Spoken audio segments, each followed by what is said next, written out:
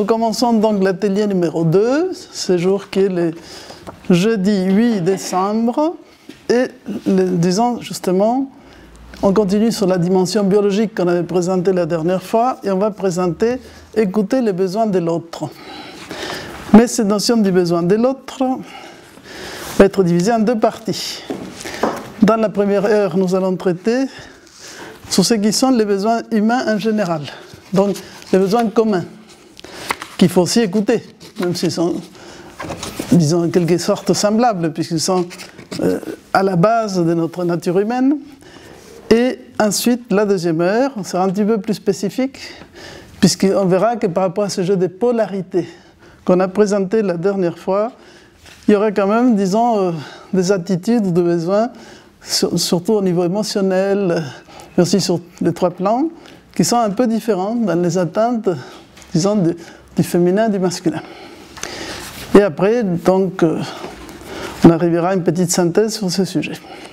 Donc, je rappelle à tout le monde, puisqu'il y a des personnes nouvelles qui n'étaient pas la première fois, que nous travaillons à partir de ce livre que j'avais fait sur l'alchimie du couple, dans lequel tout ça est développé, mais bon.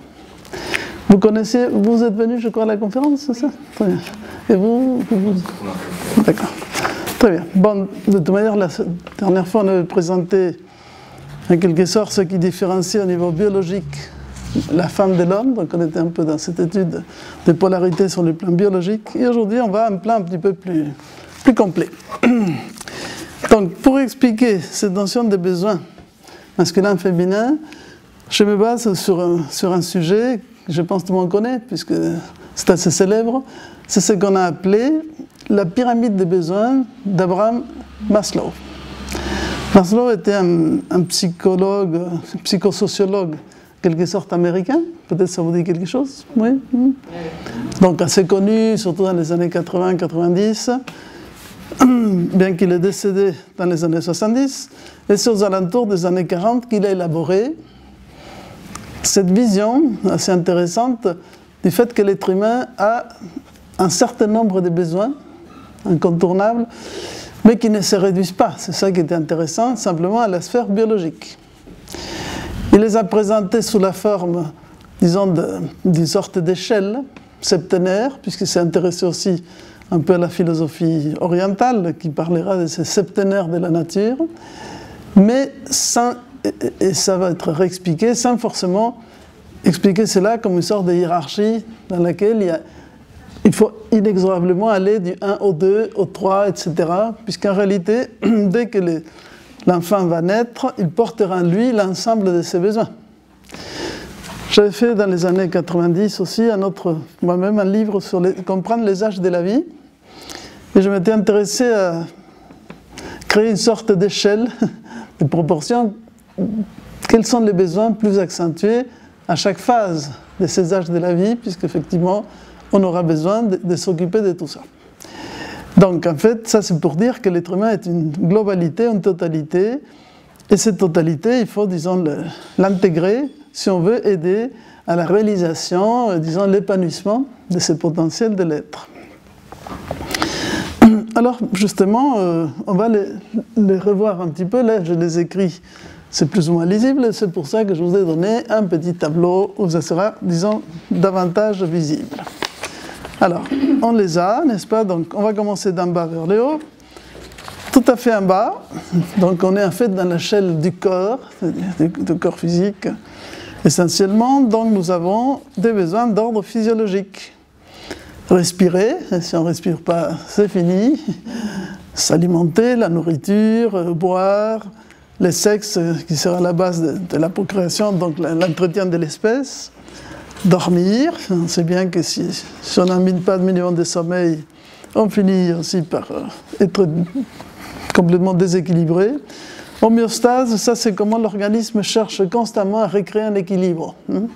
On a chaud, donc on va chercher à se rafraîchir, on a froid, on va chercher à se réchauffer. Enfin, on est constamment en train de chercher à équilibrer des opposés. Ça c'est assez intéressant.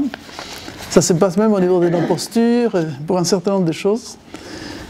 Et l'excrétion, bon, ça c'est en fait tout le système digestif dans son ensemble. Dans la sphère physiologique, je pense qu'elle est assez claire, ça ne pose pas de questions particulières et on peut comprendre que ça correspond à notre corps physique. Après, il y a une deuxième sphère qui va être liée un petit peu à la notion un peu de la vie et il va la définir comme le besoin de sécurité. Donc, tout être humain aura besoin d'une sécurité au niveau de son corps, donc se sentir aussi protégé, enfin pas menacé de destruction du corps, de l'emploi, des ressources, de la moralité, de la famille, de la santé, de la propriété. Donc toutes ces notions de sécurité, c'est en fait physique, économique et psychologique. C'est, disons, là nous sommes déjà dans une sphère où on n'est plus strictement dans l'aspect individuel, bien que dans le premier, c'est aussi le cas, parce que quand l'enfant naît, il faut bien le nourrir. Mais disons quand même, on accentue là la notion de l'interrelation de cet individu avec le groupe. Et si cet aspect sécurité n'est pas bien garanti, ça va créer des déséquilibres dans la croissance ou le développement de l'être humain. Là, on est clair que c'est valable pour les hommes et les femmes.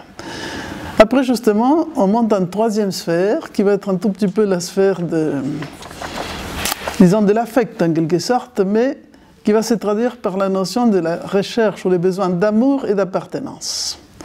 Donc, l'être humain a besoin d'amitié, de famille, d'intimité sexuelle. Enfin bref, il va appeler ça en quelque sorte des besoins sociaux, essentiellement d'appartenance, d'information et d'expression.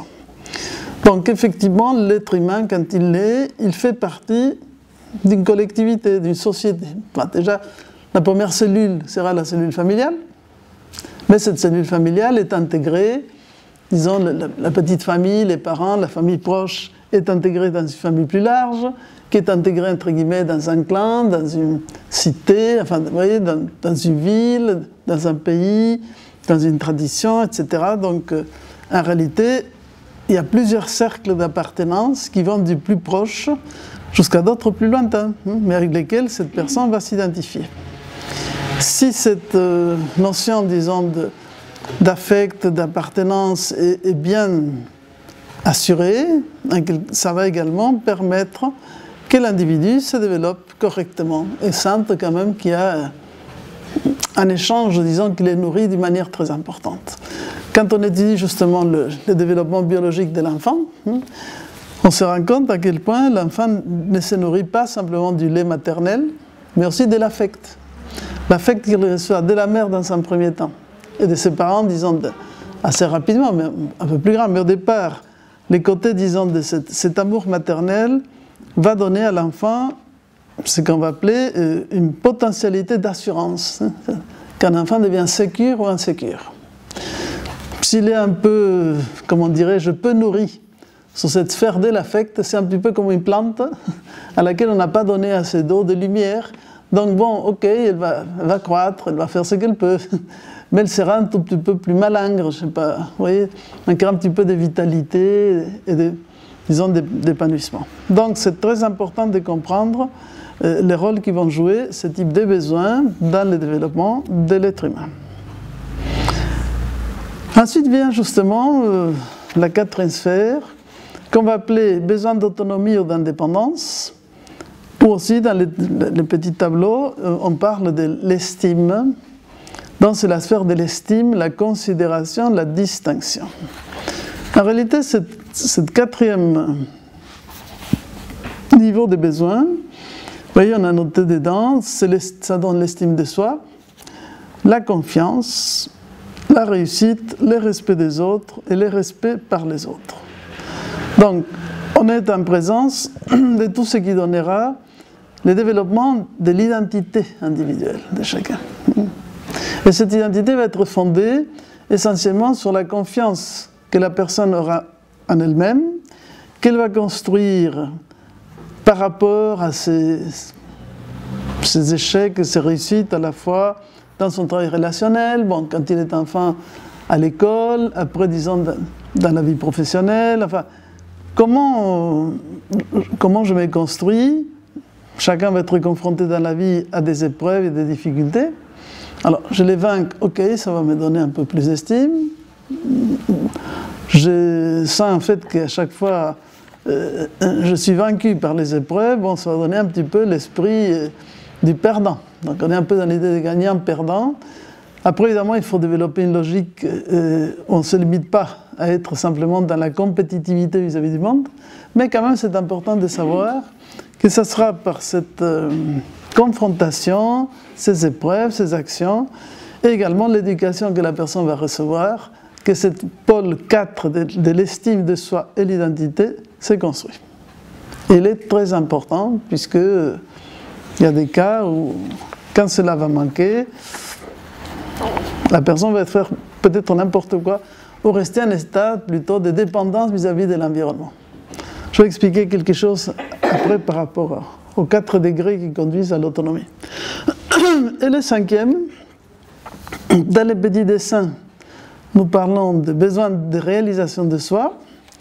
Vous voyez, que j'ai subdivisé en fait, dans les tableaux en 3 sous-niveaux. C'est pour ça que souvent on parle de la pyramide de Maslow avec 7 niveaux, que lui il va dessiner parfois par 5, puisque le dernier, le 5e niveau, va correspondre à ce qu'on va appeler l'auto-actualisation, c'est-à-dire des besoins plus subtils, de moralité, de créativité, de spontanéité, il dit de résolution des problèmes, absence de préjugés, acceptation des faits. En réalité, on peut les classer en 3 niveaux, pour les voir plus simplement. On va dire d'une part que l'être humain a des besoins cognitifs, on a besoin de savoir. D'ailleurs, sinon, vous ne serez pas là aujourd'hui, parce qu'on est très curieux et on va se construire dans ce fait de répondre à une question que l'on se pose tout le temps, et pourquoi, et pourquoi, et pourquoi. Donc ça, c'est spécifiquement humain. Il semblerait que les animaux sont contents, ils se débrouillent, ils font ce qu'ils ont fait. Ils ne se posent pas trop de questions d'ordre métaphysique, et ils mènent leur vie d'une manière tout à fait correcte par rapport à leur niveau, mais sans beaucoup d'interrogations supplémentaires. Par contre, l'être humain a vraiment toujours besoin d'ouvrir de nouveaux horizons, de découvrir de nouvelles choses, et ça c'est assez intéressant. C'est notre sphère mentale, qu'on le veuille ou pas. Théoriquement, nous sommes des êtres pensants. Parfois on se demande qu'est-ce qu'on fait de cette pensée, mais la faculté est là. C'est pour vous encourager et nous encourager tous. Mais on n'a pas besoin simplement d'être une encyclopédie universaliste vivante, vous voyez, un wiki total. Ça c'est important, mais c'est un des 3 aspects de cet ternaire supérieur. Le deuxième, il va l'appeler les besoins esthétiques. Vous voyez, ça c'est intéressant de parler des besoins esthétiques. Ces besoins esthétiques sont des besoins de contemplation de la beauté. La beauté de la nature, la beauté à travers l'art, que ce soit les arts plastiques, la musique. Regardons, c'est quand même extraordinaire. Encore une fois, cet être humain qui devient créatif et qui, par exemple, il va contempler la nature et tout d'un coup, il va nous donner, par exemple, je pense au paysage chinois de la nature. C'est quelque chose d'extraordinaire. Hein. Donc, en général, comment ils sont? Je pense que vous avez vu quelques paysages chinois. Il y a des montagnes très hautes, n'est-ce pas? Bon, il faut qu'il y ait les 5 éléments du feng shui, ça c'est un certain nombre de règles très précises. Mais ce sont des paysages extraordinaires où il y a une nature sublime et puissante. Et au milieu de tout ça, tout petit, quelque chose de tout petit qu'un petit bonhomme, qui peut être un sage qui médite dans un coin, quelqu'un qui pêche, quelqu'un qui marche. Mais il se perd presque comme c'était à peine une petite feuille dans le décor. Pourquoi ils faisaient ça comme ça?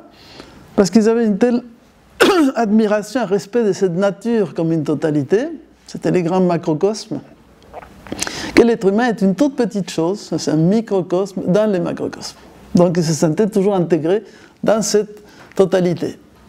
Et depuis, je ne sais pas, l'art paléolithique, dans lequel on recule de plus en plus, dans les dates des premières peintures et les premiers gestes, on va trouver dans les grottes et ailleurs, mais dans les grottes ça c'est bien conservé, vous savez, Lascaux, la grotte Chauvet, je ne sais pas si vous avez vu quelques-unes de ces peintures préhistoriques, mais c'est époustouflant, parce que la beauté et la qualité de ces dessins, pour des gens primitifs, entre guillemets, c'est primitif, pardon? Les dessins étaient faits dans le noir. Oui, oui, non. Non, oui, mais quand même, il mettait des petites lumières, parce que sinon, il ne pourrait pas dessiner. Mais en tout cas, oui, c'est ça, il reproduisait une figure qu'il n'avait pas, il n'avait pas le modèle devant, il n'avait pas le mammouth devant. Je ne sais pas si vous voyez les peintures préhistoriques. Donc, alors, c'est quand même extraordinaire de voir depuis le départ, vous voyez, cette intention de créer une sorte de communion avec cette nature. Bon, maintenant, c'est davantage tous les côtés un peu symboliques, initiatiques qu'il y avait ce type de peinture, lié avec des rites chamaniques, bon, il y a beaucoup à dire. Mais ces notions de besoins esthétiques, vous voyez, auxquelles on ne pense pas comme ça a priori, c'est important à comprendre que ça nous construit aussi. Ça nous construit dans notre relation avec la contemplation de cette harmonie qui se dégage de la nature. Après l'évêque, quand on étudie cette beauté de la nature, si on le verrait d'une manière plus platonicienne, on dirait oui, derrière tout ça, il y a des nombres, des correspondances mathématiques et géométriques qui vont créer le nombre d'heures et des états vibratoires qui nous font être sensibles à un certain nombre de choses. Mais c'est important que cet aspect esthétique puisse s'épanouir, parfois comme créateur, parfois, disons, comme interprète, mais bon, dans tous les domaines. Je pensais, même ces côtés esthétiques, vous les trouvez dans l'art culinaire, pour parler de quelque chose que la France ne connaît pas du tout, n'est-ce pas? On ne passe pas un instant, je sais pas, à la télé, on voit, n'est-ce pas, tous les concours des pâtisseries, des cuisines, etc. Toute la délicatesse, les nuances du vin, les nuances du champagne, enfin bref, les 40 000, bon, comment dirais-je, de chocolat. Bon, il y a un côté gustatif, mais il y a aussi un côté esthétique qui est très important. Donc il y a un besoin, disons, de se sentir dans un état harmonieux avec soi-même et avec les autres. Et on va monter un cran de plus pour arriver en fait à ce qui est appelé un petit peu dans les lignes que vous avez au départ, les besoins d'accomplissement. Les besoins d'accomplissement ou qu'il appellera parfois les besoins d'actualisation de soi. Cette actualisation de soi, c'est le besoin transcendantal de se dépasser, de laisser une œuvre derrière soi, de trouver un sens, une philosophie de la vie, un savoir-être. Donc on est dans cette dimension de l'être. Cet être qui apparaît dans le monde va se poser la question, mais bon, finalement, je suis là, pourquoi faire? Pourquoi on est venu dans cette galère? Et ça ne peut pas être quelque chose de banal. Donc chaque vie devrait être conduire au fait de s'accomplir comme une œuvre d'art. Un être qui trouve en fait sa note juste, qui rend à la nature et aux autres ce qu'il a de meilleur. Jouer sa juste note. Quand on parle d'une vocation, vous savez, la vocation, c'est... Il y a des gens qui ont des vocations très marquées, d'autres qui tâtonnent et qui cherchent comme ils peuvent, n'est-ce pas? Mais dans la notion de vocation, vous avez le mot vocatus, c'est appelé. Donc, à la vocation, on est appelé. À quoi je me sens appelé? Il y a des gens qui vont le vivre ça de manière très intense. Quand on pense à Mozart, bon, évidemment, la musique venait des familles, mais le génie était à lui. D'accord, à partir de 5 ans, il est dans la musique, enfin, comme d'autres, un Léonard dans l'art, et ainsi de suite. Donc, mais chacun, sans arriver à être des super génies de premier ordre, chacun doit réveiller son propre génie. D'ailleurs, les Romains, quand ils fêtaient l'anniversaire, ils fêtaient les génius de chacun, puisque chacun porte en lui un petit génie, ou ce que les Grecs auraient appelé un daimon, un esprit, vous voyez, une nature intime et profonde qui ne cherche qu'à se révéler, se dévoiler, se manifester, pour apporter toute sa qualité, et cette qualité passe par le fait de se dépasser soi-même, parce qu'il faut pouvoir transcender ses limites pour libérer ce potentiel d'être, et pas seulement d'exister. Moi, je trouve que cette vision des choses est assez intéressante, parce qu'elle nous fait réfléchir sur le fait de voir l'être humain, homme ou femme, comme une globalité qui doit se réaliser depuis les plans les plus matériels jusqu'au plan, disons, le plus spirituel ou le plus subtil. Donc on va diviser ces besoins, pardon, les 3 besoins inférieurs sont plutôt associés à la sphère du paraître, disons, ou de l'exister, de l'existence, de la temporalité. Les 3 supérieurs sont associés à la sphère de l'être, donc c'est la partie invisible de nous-mêmes, mais qui doit se traduire à travers le paraître, ou à travers l'existant. Et au milieu, comme une espèce de charnière, qui va permettre d'ajuster l'être et le paraître, il y a ce qu'on appelle les besoins d'autonomie. La phase 4 que j'ai appelée aussi identité, et qui dans le petit tableau apparaît aussi sous le terme de l'estime de soi. Alors quand on parle de l'autonomie, est-ce que vous savez quelles sont les phases ou les étapes qui conduisent à l'autonomie ? Quand un être humain se construit à travers les âges de la vie, il va passer par des phases. Ça vous dit quelque chose? Non. Mais il y a 4 phases. Ça va être assez simple. La première, c'est l'enfant. L'enfant est dans un état, on va appeler la première phase de construction de cette autonomie, de dépendance. Dépendance. Quand il est, il ne peut rien faire. Hein. Il va falloir le nourrir, le soigner, vous comprenez, l'habiller, etc., s'occuper de toute sa santé jusqu'à ce qu'il acquiert un certain degré, disons, d'autonomisation. Mais quand même, dans cette première étape, le rôle des parents et du cadre protecteur immédiat est très important. C'est pour ça que dans cette phase, les besoins, entre guillemets, existentiels, physiologiques de sécurité, d'amour, appartenance sont très forts. D'accord ? C'est la phase de dépendance, qui va passer par des sous-phases, puisque ce n'est pas la même chose, les petits bébés qui viennent de naître, des 3 à 7 ans, après des 7 à 12. Donc à chaque fois, il y a des choses nouvelles qui apparaissent, qui permettent de se construire. Mais on est quand même dans différents degrés de dépendance.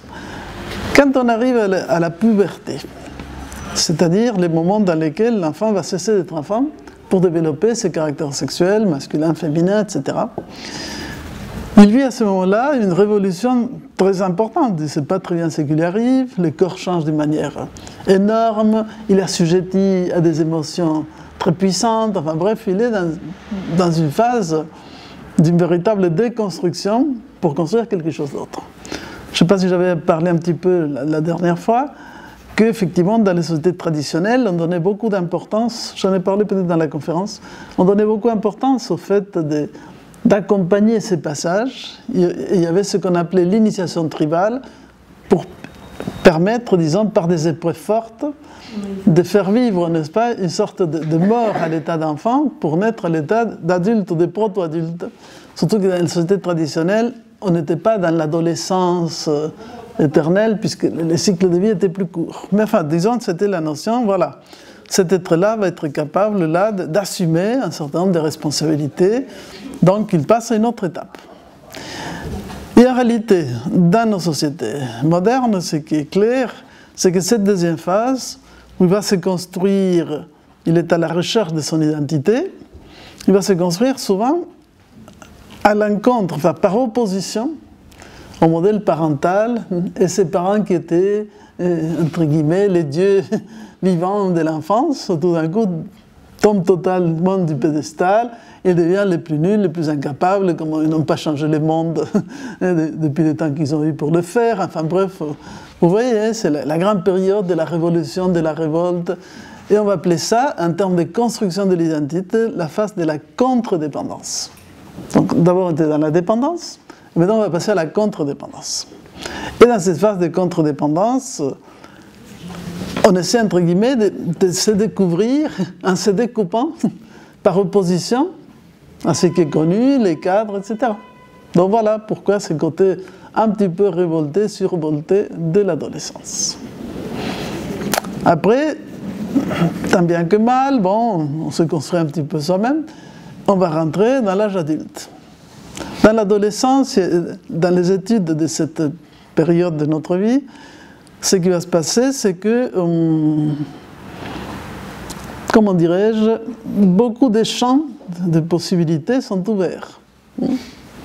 Bon, actuellement, je sais que c'est de plus en plus difficile parce qu'il faut commencer à anticiper beaucoup plus, mais globalement, cet adolescent peut rêver, étudier un certain nombre de disciplines, se tester dans beaucoup de choses. Donc on peut dire qu'il y a 1000 chemins possibles devant lui. Voilà, je peux faire ça ou ça. Et entre guillemets, dans les délires, ou d'autres, effectivement, se sont déjà très marqués par une vocation, ils vont dire non, mais je vais faire ça, et c'est très ferme.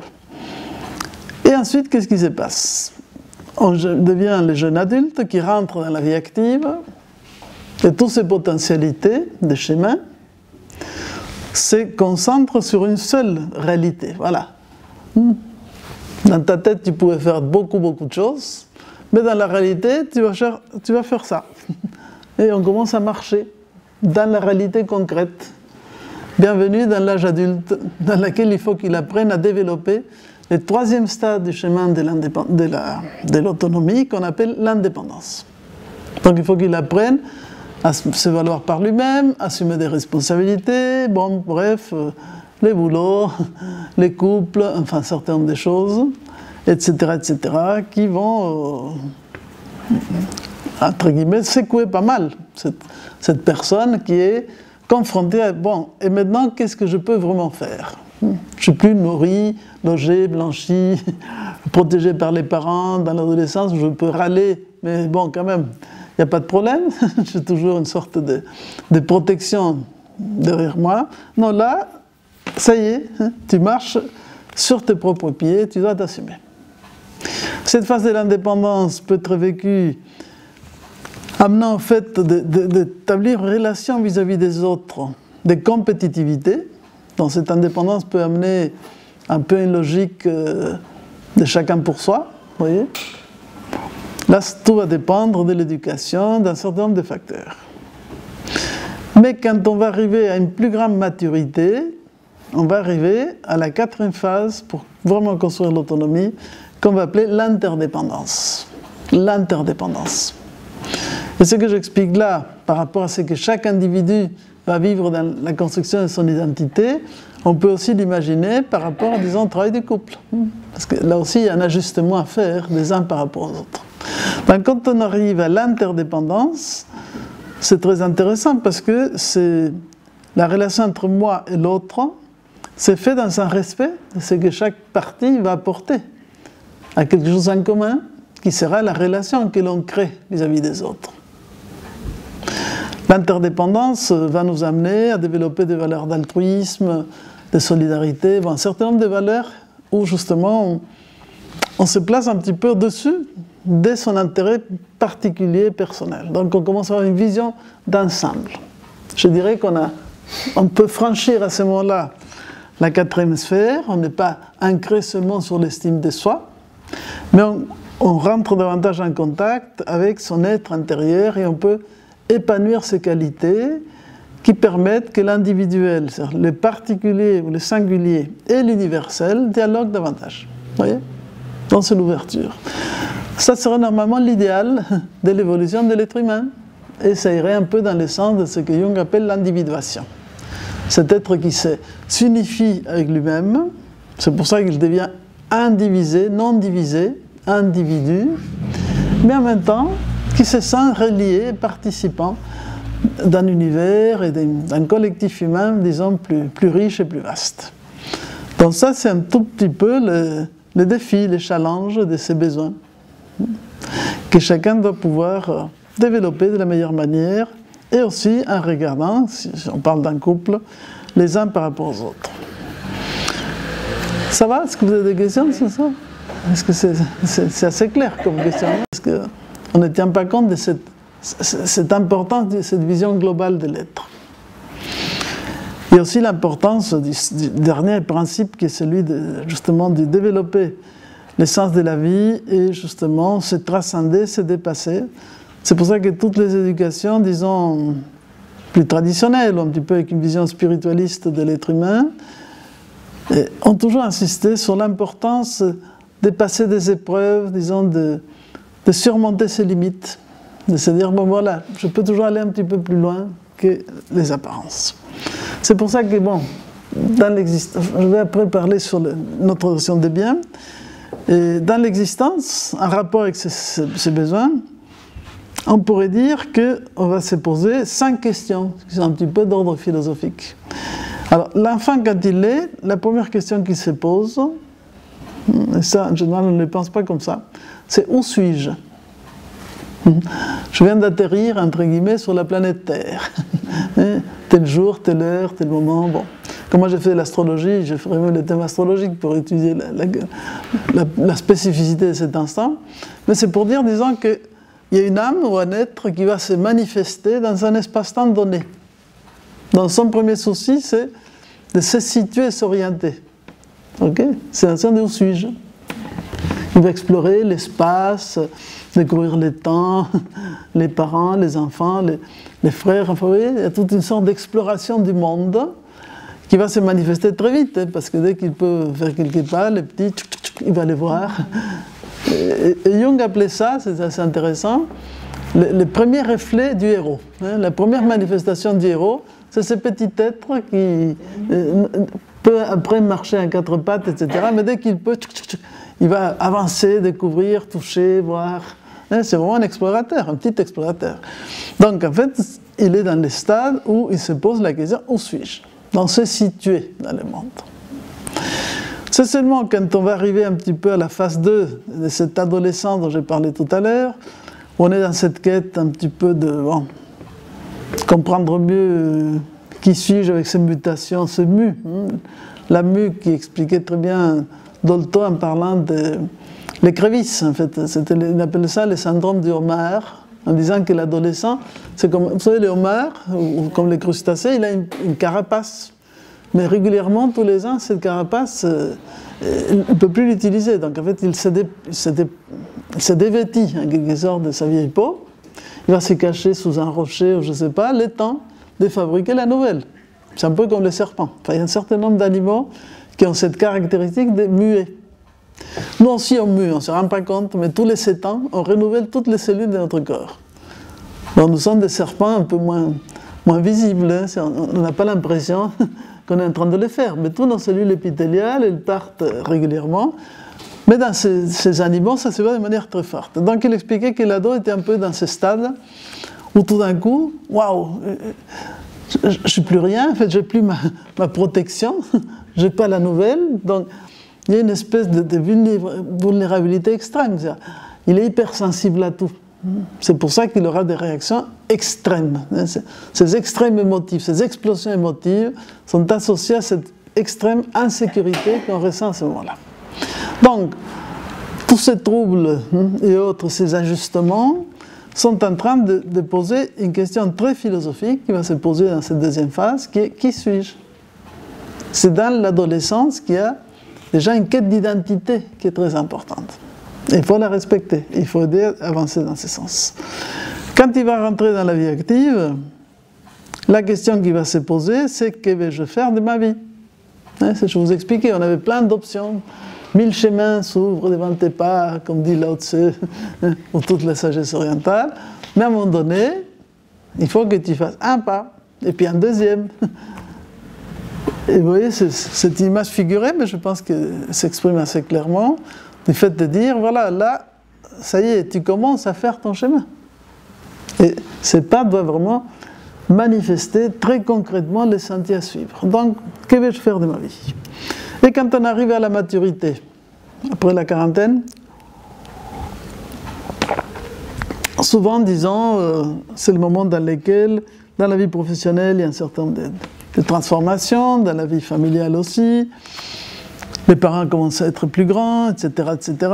Et parfois, les parents des parents, ses propres parents, vieillissent ou meurent. Bon, maintenant, c'est beaucoup plus tard que ça se passe. Parce que comme on a développé davantage entre le 3e et le 4e âge, maintenant, les parents peuvent vivre jusqu'à 90, 100 ans. Donc on a toute une phase 80-100 ans, si je peux dire, qui a compliqué un peu la relation de cette phase de la vie. Mais en fait, le fait de voir mourir des gens chers et proches transforme ce phénomène de la mort dans une réalité existentielle. C'est très différent d'étudier la mort, hein, savoir que ça va se produire, oui, il paraît que les gens meurent.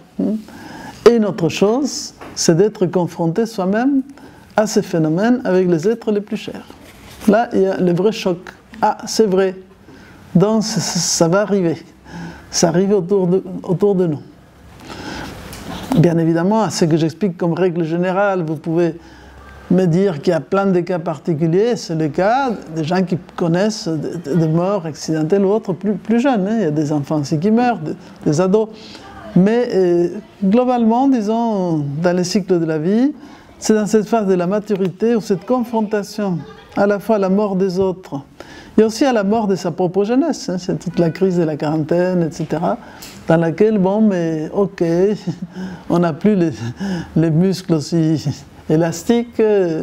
Pour le côté féminin, tous les problèmes, disons, des rides qui apparaissent, enfin, deux ou trois petits problèmes qui font qu'on prend conscience de quelque chose qui en réalité, c'est une réalité permanente. Parce que, comme disait le Bouddha et d'autres philosophes, dès qu'on naît, on commence à mourir. Mais on n'est pas très conscient de cette question. Et on a un contrat à durée limitée. Nous sommes programmés avec on a une obsolescence programmée. D'accord ? Biologiquement, on est programmé pour vivre à peu près 120 ans. Hein. La machine est programmée correctement pour ça. Si on avait les conditions d'hygiène, de vie, etc., correspondantes. Hein. Comme on ne les a pas trop, bon, ça durait moins longtemps.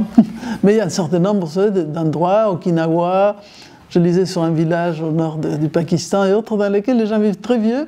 Ils vivent très vieux parce qu'ils passent leur vie à travailler tranquillement, ils ont un sens de la famille, ils ont de l'affect, ils ont une spiritualité, une nourriture saine. Donc ça veut dire que le corps serait programmé pour vivre un certain nombre.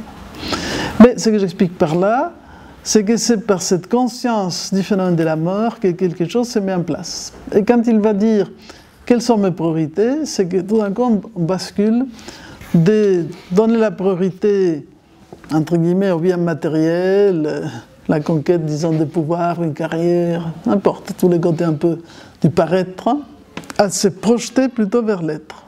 On va plus vers l'intériorité. Et on va se dire, bon, qu'est-ce qui est important ? Et si on fait un pas de plus, quand on arrive au cinquième âge, disons qu'un petit peu ce qu'on appelle la vieillesse, n'est-ce pas ? C'est la question de que vais-je transmettre aux autres ? Ça, c'est la dernière grande question. Là, on a besoin de sentir que toute cette expérience de vie a quelque chose d'intéressant à partager avec les autres. Il y a des gens qui veulent aussi partager depuis le début. Vous voyez, donc j'insiste que mon classement n'est pas rigide, et si vous n'avez pas l'âge, vous ne pouvez pas le faire, ne l'interprétons pas comme ça. Mais il est certain qu'il s'est produit quelque chose de très intéressant dans ce dernier âge de la vie, que maintenant on peut vivre dans des conditions tout à fait correctes. Maintenant les retraités sont les plus riches, les plus tranquilles, ceux qui ont plus de temps pour étudier, pour faire des trucs. Eh bien justement, c'est que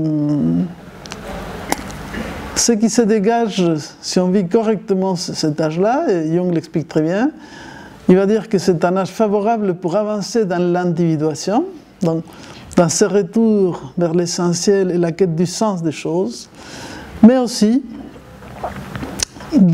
d'intérioriser la connaissance qui passe à travers une expérience et un vécu. Oui. Quand on est jeune, on est un peu dans l'intellect, on étudie plein de choses, bla bla bla bla. Et comme on l'a lu, on croit qu'on les connaît. Non ? Ah voilà, ça je sais. Ah ça je sais, ça je connais. On dit ça très vite fait. Oui, ça je connais, j'ai étudié, ça je sais. Mais en fait, on essaie vraiment qu'on est capable de vivre, donc d'appliquer. Alors par rapport à ça, Confucius disait que les maîtres ne voulaient pas recevoir un nouvel enseignement tant qu'ils n'avaient pas appliqué l'enseignement qu'il avait déjà reçu. Alors vous comprenez à quelle vitesse on avancerait dans la transmission des connaissances si on devait vraiment, à chaque fois, arriver à l'application. On serait plus tranquille. Bon, mais pour l'instant, on n'est pas dans cette onde-là parce qu'on est dans l'onde de cumuler des savoirs, on a tous les instruments artificiels autour de nous pour être entourés d'énormément de connaissances. Je ne sais pas si vous comprenez. Donc ça nous rassure quelque part. J'appuie un bouton, je veux savoir un truc, clic, j'appuie un bouton, je trouve la réponse. Mais en fait, ce sont les machines qui ont la réponse. C'est l'ordinateur qui a les connaissances. C'est pas moi. Et si un jour tous ces jolis appareils entre guillemets, numériques et autres, se cassent la figure, ce qui peut arriver plus vite qu'on ne le croit. On n'a plus d'électricité pour faire fonctionner nos superordinateurs, smartphones et autres. Et on reste tout nu, comme des vers de terre. Alors là, oui. Alors là, mon cher, dis-moi, qu'est-ce que tu sais vraiment? Pas grand-chose. Voilà pourquoi les anciens qui étaient prudents, et surtout qui n'étaient pas entourés de tous nos petits gadgets, apprenaient par cœur. La mémoire était très très importante chez les anciens. Et normalement, l'ancien, entre guillemets, l'ancien dans la famille, enfin, les vieillards, étaient les détenteurs de la grande mémoire, parce qu'il avait vécu énormément de choses. Je ne sais pas si vous avez vu le film Les 7 samouraïs. C'est un grand classique d'un grand cinéaste japonais qui s'appelle Kurosawa. Vieux film, je vous conseille si vous avez l'occasion. Après, c'est devenu Les 7 mercenaires dans la version américaine. Mais le film japonais, c'était Les 7 samouraïs. Très brièvement, pour parler justement du vieillard, il y a des voleurs, n'est-ce pas, qui viennent dans un petit village et commencent à menacer tout le monde, de voler, casser, détruire. Bon. Et donc, il y a des samouraïs qui passent par là. Alors, non, pardon. Ils sont désespérés, c'est parce qu'ils sont des paysans, vous voyez, des gens simples, les villageois, ils n'ont pas d'armée, ils ne savent pas quoi faire.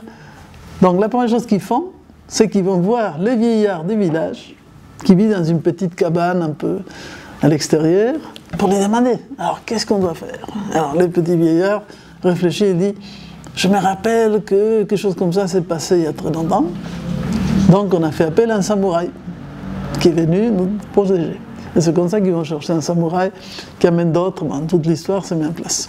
Mais ce qui était joli dans l'histoire, c'était ces êtres, entre guillemets, d'un âge moyen, vont se dire que celui qui a vraiment la connaissance, parce qu'il a la mémoire, c'était ces vieillards. D'accord? Donc, qui est celui qui va transmettre et garder l'essence des choses. Bien, ça nous situe par rapport au premier sujet, auquel je vais ajouter deux petites choses de plus. Jusqu'à maintenant, c'est clair? C'est important. Pardon, si vous avez une question, posez-vous. Oui, du coup, par rapport à la pyramide de Maslow, ça veut dire que si on n'a pas réalisé les premiers... Non, justement, non. Ça, c'est top, parce que justement, c'est pour ça que je l'ai dit. Si on peut répéter la question pour qu'on... Ah oui, pardon, vous avez raison. Donc alors, on se pose la question de si par rapport à la pyramide de Maslow, si on n'a pas réalisé les premiers étages, on ne peut pas accéder au suivant. Non, justement, comme certains l'ont expliqué, Maslow n'a jamais expliqué cette pyramide dans le sens d'une verticalité, où il faut que le premier, c'est la condition du second, la condition du troisième. Non, c'est pas exactement, c'est pas ça. Et je dis pour ça que dans mon petit livre, quand j'ai écrit sur les âges de la vie, j'ai marqué, entre guillemets, les pourcentages d'importance de chacun des éléments par rapport aux autres. Donc, en réalité, l'être humain, comme totalité, va aspirer à accomplir ces 5 ou 7 besoins, tous, tout au long de sa vie. Mais, les vieillards qui accèdent à la sagesse vont être plus proches d'activer bien, n'est-ce pas, le pôle de la réalisation, qui est la pointe, disons, de cette sorte de pyramide, que les petits enfants qui commencent à peine et dont les besoins physiologiques prennent une part très très importante. Donc, au départ, en réalité, les 3 besoins d'ordre matériel, les besoins existentiels, sont en quelque chose de simultané. On aura des besoins physiologiques, de sécurité, d'amour et d'appartenance, dès qu'on est. D'accord? Mais bon, ils vont prendre des caractéristiques propres ou de plus en plus subtiles au fur et à mesure que se développe dans la vie. Pour arriver à l'autonomie, il faut déjà un minimum, disons, de conscience de soi plus importante. Donc il faut au moins à partir de l'adolescence que cette idée soit plus claire. Mais elle est là depuis le départ. Je ne sais pas si c'est clair. Tout est là depuis le départ. Et si les parents sont conscients par rapport à ça, et les éducateurs, il est évident. Par exemple, je pense aux écoles Montessori qui essayent quand même de donner une éducation plus complète de ces petits êtres, parce qu'ils conçoivent la notion de l'être et pas seulement du paraître, ou de l'avoir. Eh bien, depuis le départ, on va travailler avec l'enfant les besoins cognitifs, les besoins esthétiques et les besoins de dépassement et de générosité, de partage. Donc c'est une bonne question, il ne faut pas les voir les uns après les autres. En réalité, c'est une sorte de simultanéité, parce que l'être humain est lui-même, dès le départ, un être matériel qui pense, qui sent et qui agit. D'accord ? C'est notre triptyque permanent. Donc, mais si on réfléchit un petit peu à l'être humain dans cette complexité, tout d'un coup, c'est plus subtil. C'est sur quoi on doit travailler. Je ne sais pas si vous comprenez. On ne peut pas se contenter, même dans une relation masculin-féminin, de se dire, mais voilà, si, je sais pas, si l'homme donne à la femme la maison, la sécurité, les sous et autres, ça suffit. Non, parce qu'il faut qu'il considère que cet autre être qui fait partie du couple a aussi sa dimension intérieure. Donc il aura aussi ses besoins cognitifs, esthétiques et d'être. Donc il faut les valoriser comme un être à part entière. Chacun doit valoriser l'autre en tant qu'être. Et ça, c'est la partie que dans notre société, bien qu'on le fait un peu, on le fait d'une manière, je dirais, instinctive et un peu inconsciente.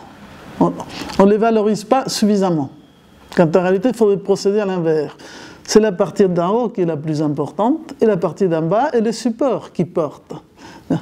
Notre corps porte notre âme, mais le plus important à épanouir, c'est notre âme. Et parfois dans la vie, on peut avoir justement des épreuves ou des conditions de sécurité physique, vous voyez, physiologiques, qui ne sont pas la meilleure, et on va trouver des tas de gens qui vont se sacrifier pour pouvoir accomplir leurs besoins d'être, même au détriment du paraître ou de l'avoir. Et aujourd'hui, je dirais c'est l'inverse. On est complètement obèse en bas. On a tellement exacerbé ces besoins apparents de l'avoir que l'être est tout petit, squelettique. Enfin bref, vous voyez, on ne le nourrit pas. Donc, ça ne peut pas conduire ces gens à un état de bonheur intérieur, enfin de réalisation. Parce qu'on ne leur donne pas la juste place. Et c'est ça pour nous le problème de notre civilisation actuelle, qui est dans sa phase de déclin des expériences et on éprouve un manque. Pourquoi ? Pourquoi on éprouve un manque ? Parce que les besoins de l'être ne sont pas correctement réalisés ou écoutés ou satisfaits. Bon, ça c'est notre petite réflexion philosophique sur la question. J'espère que votre besoin de chaleur va quand même se calmer. On en est rentré tout à l'heure. Bien. C'est clair, mais merci pour la question. N'hésitez pas à poser des questions parce qu'il faut que tout soit clair. Alors, je vais justement, pour clôturer cette première partie générale, avant de passer après la partie particulière, vous parler un tout petit peu de la catégorie des biens selon Socrate. Donc, je vais passer très rapidement à Platon, Socrate. C'est une autre manière d'interpréter ça, mais vous verrez que ça se rapproche quelque part. Puisque justement, quand nous prenons nos chers anciens, qui étaient en quête de sagesse. En fait, effectivement, les anciens vont parler de différents types de biens, et par rapport aux 4 types de biens, le plus important, c'est le bonheur. Mais le bonheur, pour eux, c'est l'eudaimonia. Eudaimonia, eu, c'est le bon, daimon, c'est le génie intérieur. Donc, en fait, c'était la réalisation de l'être intérieur. Le bien ultime est le bonheur. Donc, en fait, c'est par rapport à Maslow, cette réalisation de l'être dans ce qu'il a de plus profond. Vous voyez, ce génie intérieur dont je viens de parler. Pour les anciens, la vertu vient de la même racine latine, vir, c'est la force, c'est la qualité ou l'aptitude d'une chose à devenir, c'est pourquoi elle est essentiellement faite. Donc la vertu, disons d'une fleur, sera d'exemple d'épanouir ses parfums, ses qualités, de ce qui donnera le fruit, l'arbre, etc. Donc il y aura également, pour l'être humain, la vertu de l'être humain est de devenir c'est pourquoi il est essentiellement fait, c'est-à-dire être humain, être un être humain. Donc ça veut dire que ce n'est pas spontanément, enfin comment dire, de manière automatique, que nous développons notre humanité. Il faut faire un certain travail pour devenir humain. Donc on peut avoir une apparence humaine, donc une forme humaine, un corps humain, etc. Mais pour vraiment développer les qualités intérieures de ce qu'est un être humain, il faut une éducation, il faut éduquer. Il faut faire émerger ces qualités qui sont en chacun. Voilà ce qu'ils disaient les anciens, donc ce n'est pas spontané. Ce n'est pas la génération spontanée. Il faut un petit travail là-dessus. Et c'est pour ça qu'effectivement, ces catégories supérieures qui sont les biens ultimes, qui est le bonheur, et les biens moraux, qui sont les vertus, trouvent les sources dans la vie intérieure, dans l'être. Donc c'est notre être intérieur qui est porteur de ces qualités morales très importantes. Ces qualités morales, c'est la générosité, vous comprenez, c'est comment dire, l'altruisme, c'est plein de choses comme ça. Les biens secondaires, comme la santé, la richesse, peuvent contribuer à notre bonheur si nous faisons un usage conforme à la sagesse. Donc il parlait, et un bien primaire, c'était développer ce qu'est l'être. C'est la pyramide de Maslow à l'envers. On commence par le haut, ça c'est le plus important. Le reste, c'est le support. Ça, vous connaissez peut-être la philosophie stoïcienne, non? Maintenant, c'est très à la mode. On est revenus tous amoureux des stoïciens. Mais l'école stoïcienne commence en Grèce et à Rome, dans les premiers siècles avant notre ère et les premiers siècles après.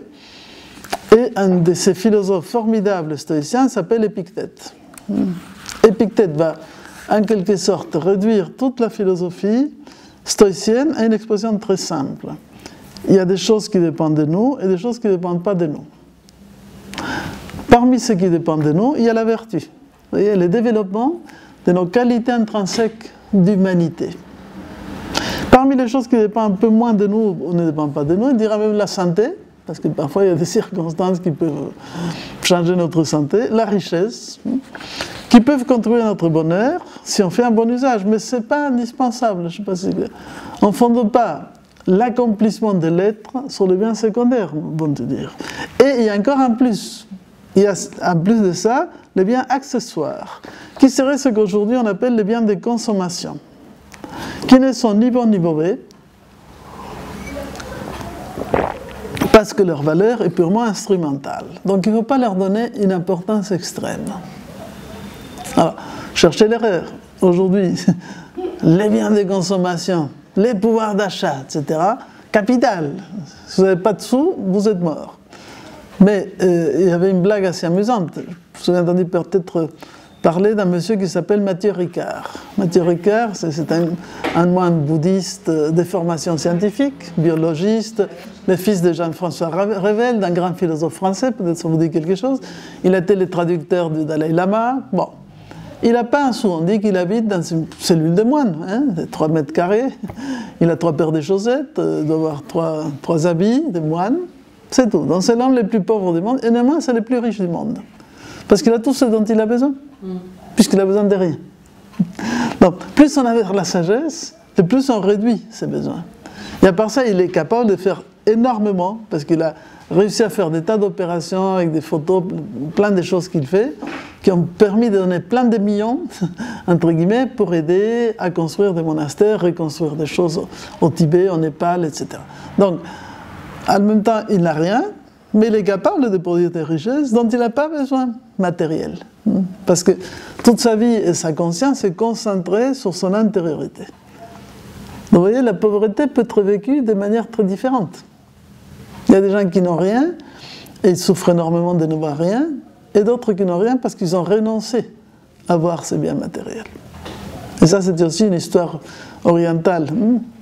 Un conte bouddhiste, un récit qui raconte qu'une fois, il y a un mendiant qui arrive devant la porte d'un monastère. Il se cache derrière un arbre, et il voit arriver un prince qui frappe à la porte pour entrer. Alors, on lui demande alors qui est-il, qu'est-ce qu'il veut. Alors il dit que c'est un prince et qu'il veut se défaire de tous ses biens matériels, disons, donc pour entrer dans les monastères. Et on lui dit dans le monastère, mais tu n'auras justement qu'un lit, un bol de riz, rien d'autre. Et le prince dit, je sais, mais je vais renoncer au monde pour entrer dans ça. Alors le mendiant qui est devant la porte, il dit « Ah, chouette, chouette ». Alors il va, il frappe à la porte, il dit « Je vais rentrer dans les monastères ». Et alors, qu'est-ce que tu abandonnes pour rentrer dans les monastères? La faim, la soif et autres. Hein? Alors il dit « Non, regarde, il y a un prince qui vient de quitter ce monde. Va conquérir le monde et reviens après ». Il y avait une différence radicale entre celui qui voulait rentrer dans les monastères pour un intérêt purement matériel, voilà, j'aurais à manger, à boire, à nourrir, loger, etc. Et l'autre qui était capable d'avoir déjà fait tout le travail, c'est conquérir lui-même, en conquérant, entre guillemets, les différentes étapes de développement. Et alors ils lui disent, voilà, conquérir le monde, c'est-à-dire confronte-toi à la réalité, assume les épreuves et après tu reviens. Donc, l'histoire des biens, vous voyez, et des besoins, c'est très varié dans la famille humaine, très varié. Mais bon, il faut revenir un petit peu à cet esprit. Donc, si j'ai conclu un petit peu cette première partie, nous arrivons à l'idée que les gens qui actualisent leur potentiel, voilà à peu près les qualités qu'on va identifier. Je sais qu'ils ont travaillé un petit peu cet ensemble de données. Perception aiguë de la vérité, spontanéité et sens de l'humour. Il paraît que les gens un peu spirituels, ils ont le sens de l'humour, c'est très important. Richesse émotive, ouverture d'esprit et sollicitude, donc le sens de l'autre, de l'écoute. Acceptation de soi, des autres, de la nature. Goût de la solitude, un cadre d'introspection, d'inspiration. Créativité pour résoudre les problèmes. Autonomie, détachement des choses et désir d'intimité. Donc on peut actualiser ça tout au long de l'existence, mais déjà ça nous donne une petite perspective intéressante et dans une relation de couple, ça nous donne aussi une perspective de ce qu'il faut respecter chez l'autre. Parce qu'en fait, les deux doivent grandir dans leur propre identité. Et pour ça, il faut arriver à cette relation aussi d'autonomie où on est dans l'interdépendance et pas simplement dans la dépendance ou dans la contre-dépendance ou dans la dépendance. Bon, j'espère que ça ne vous décourage pas et que ça vous donne une idée quand même que c'est possible, mais il faut se tracer un schéma et se mettre en marche. Et maintenant, on va passer à parler sur les besoins qui nous différencient et qui sont un petit peu conditions du bonheur du couple, au niveau, disons, de la relation. Alors, il y a des grands besoins émotionnels fondamentaux qui vont prédominer du côté féminin et du côté masculin. Et vous avez ça dans les... D'abord, juste, on regarde le tout petit tableau que je vous ai mis là. Alors, on va les énoncer et les développer un petit peu. Après, je vais traiter un autre point. Et la deuxième partie que vous avez écrite là, les 7 clés, ça c'est une sorte de synthèse que j'ai fait, sera pour la troisième partie de l'exposé. Il y a 1, 2, 3. Les deux, c'est pas écrit, je l'explique. Donc, en fait, il y a 12 besoins d'ordre émotionnel, desquels on va considérer que 6 sont essentiels ou prédominants pour le pôle féminin, et 6 sont essentiels et prédominants pour le pôle masculin, bien que tout le monde a besoin de 12. Ça, c'est besoin de tous, mais certains sont plus importants pour le côté féminin et d'autres plus importants pour le côté masculin. Alors, les besoins féminins. 1. L'attention et des gestes tendres. 2. La compréhension. 3. Le respect. 4. Le dévouement. 5. La caution des sentiments. Et 6. Être rassuré. Je vais les expliquer, pour l'instant je les présente. Du côté masculin, premier, la confiance. Deuxième, l'acceptation, être accepté tel qu'on est. Troisième, l'appréciation, c'est un peu différent de l'appréciation de l'acceptation. Le quatrième, l'admiration, vous direz il y a plein de hâte. Le cinquième, l'approbation. Et le sixième, les encouragements. On est donc dans la notion de besoin émotionnel, donc c'est associé à tout ce qui est le ressenti de l'affect. Alors, tous veulent tout, mais il y a des priorités, disons, plus importantes pour les uns et les autres. Bien sûr que ces besoins sont au niveau de l'ego. On n'est pas au niveau de l'être profond. On est au niveau de notre pyramide du troisième degré, qui était l'aspect qu'on a vu, acceptation, affect, on l'avait appelé amour-appartenance. Mais ça veut dire que c'est des besoins qui aident à construire l'ego. Mais à un moment donné, il faut construire l'ego pour aller un peu plus loin. Okay, c'est pas un défaut, comment dirais-je, c'est pas entre guillemets un péché ou pas négatif de construire son ego.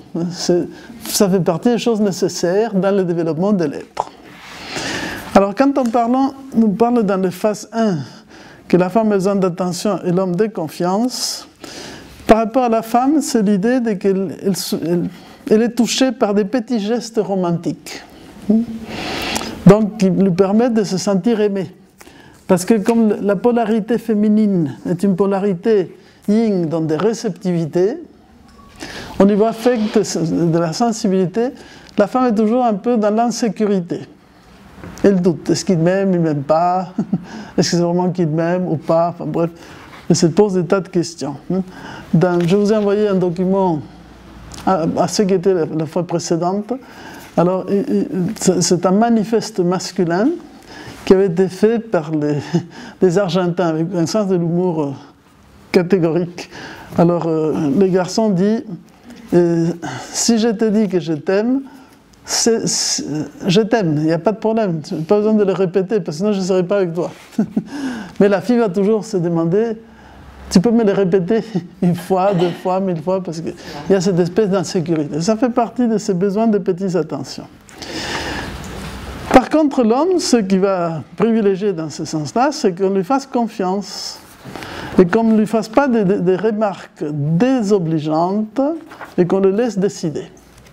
Il y a un côté parfois un peu intrusif de ce pôle féminin qui va vouloir être un peu dans une situation de contrôle et comme si elle se méfiait de la capacité du garçon. Et ça peut vraiment agacer le monde masculin qui a besoin qu'on lui fasse confiance.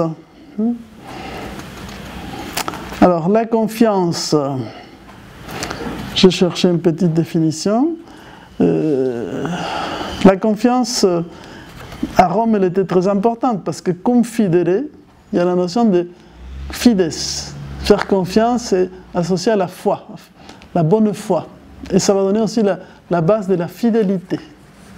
Donc toute la civilisation romaine était basée sur cette capacité, disons, de faire confiance. C'est la bonne foi, l'honneur, la parole donnée, l'engagement. Donc tout ça dérive de cette notion de confiance. Donc si on ne fait pas confiance, c'est comme si une part de cet honneur, entre guillemets, important pour le pôle masculin, était remis en cause. Donc il faut comprendre. Oui. C'est subtil. La femme a besoin de compréhension et l'homme d'acceptation. Là aussi c'est subtil. Quand on dit compréhension, elle a besoin de sympathie et d'écoute masculine des émotions féminines.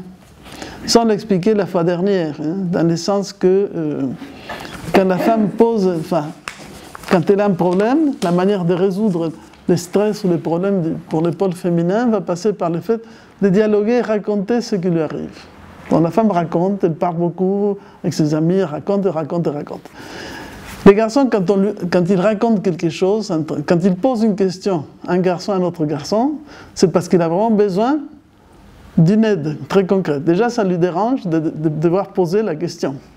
Alors s'il la pose, c'est tel truc ne fonctionne pas, aide-moi à le résoudre. Donc il pense que la fille, si elle raconte les problèmes qu'elle a, c'est pour que les garçons lui proposent des solutions. Et là, c'est une erreur carafale, énorme, parce que la fille ne pose pas la question, ou elle n'explique pas ses problèmes pour qu'il apporte des solutions, mais simplement pour se décharger de la tension qu'elle porte. C'est l'histoire de la différence entre l'ocytocine et la testostérone. Donc, quand on dit qu'elle a besoin de compréhension, c'est qu'on l'écoute, tout simplement, qu'on l'encourage, qu'on l'écoute, et qu'on la laisse résoudre les problèmes par ses propres moyens. Ça, c'est rigolo, mais je pense que ça fonctionne assez bien. Si vous constatez des choses comme ça dans vos expériences personnelles, c'est intéressant pour renforcer nos témoignages. Par contre, l'homme, lui, il a besoin d'être accepté tel qu'il est et qu'on le laisse progresser à son rythme. Donc, je dirais un peu exagérant, mais extrapolant un petit peu, si la femme se prenne un petit peu pour la mère qui est tout le temps en train de corriger les petits enfants, fais ceci, fais cela, etc. Non, tu ne l'as pas bien fait, corrige et autres, ça va, là oui, agacer énormément les garçons. Tant qu'il faut qu'on l'accepte, qu'on lui laisse travailler à son rythme, dans son style et à sa manière. Vous voyez, les garçons sont plutôt du côté du silence et qu'on les laisse tranquilles, et les filles sont plutôt du côté de qu'on leur explique, qu'on fasse attention, qu'on soit présent. La femme a besoin de respect et l'homme d'appréciation. Donc c'est pareil, c'est-à-dire la femme a besoin qu'on respecte ses droits, ses désirs, ses besoins, d'être aimée. Donc il y a une notion de respect qui est importante. Et pour les garçons, la femme doit avoir vis-à-vis de lui de la considération et de l'appréciation. C'est-à-dire les considérer dans ses qualités.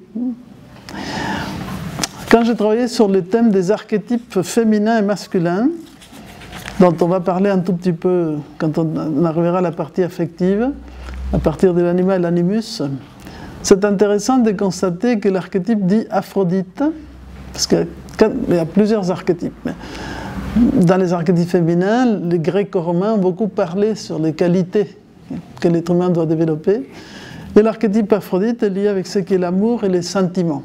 Alors on dit que le regard d'Aphrodite a cette particularité de faire grandir celui qu'elle aime, ce qu'elle aime.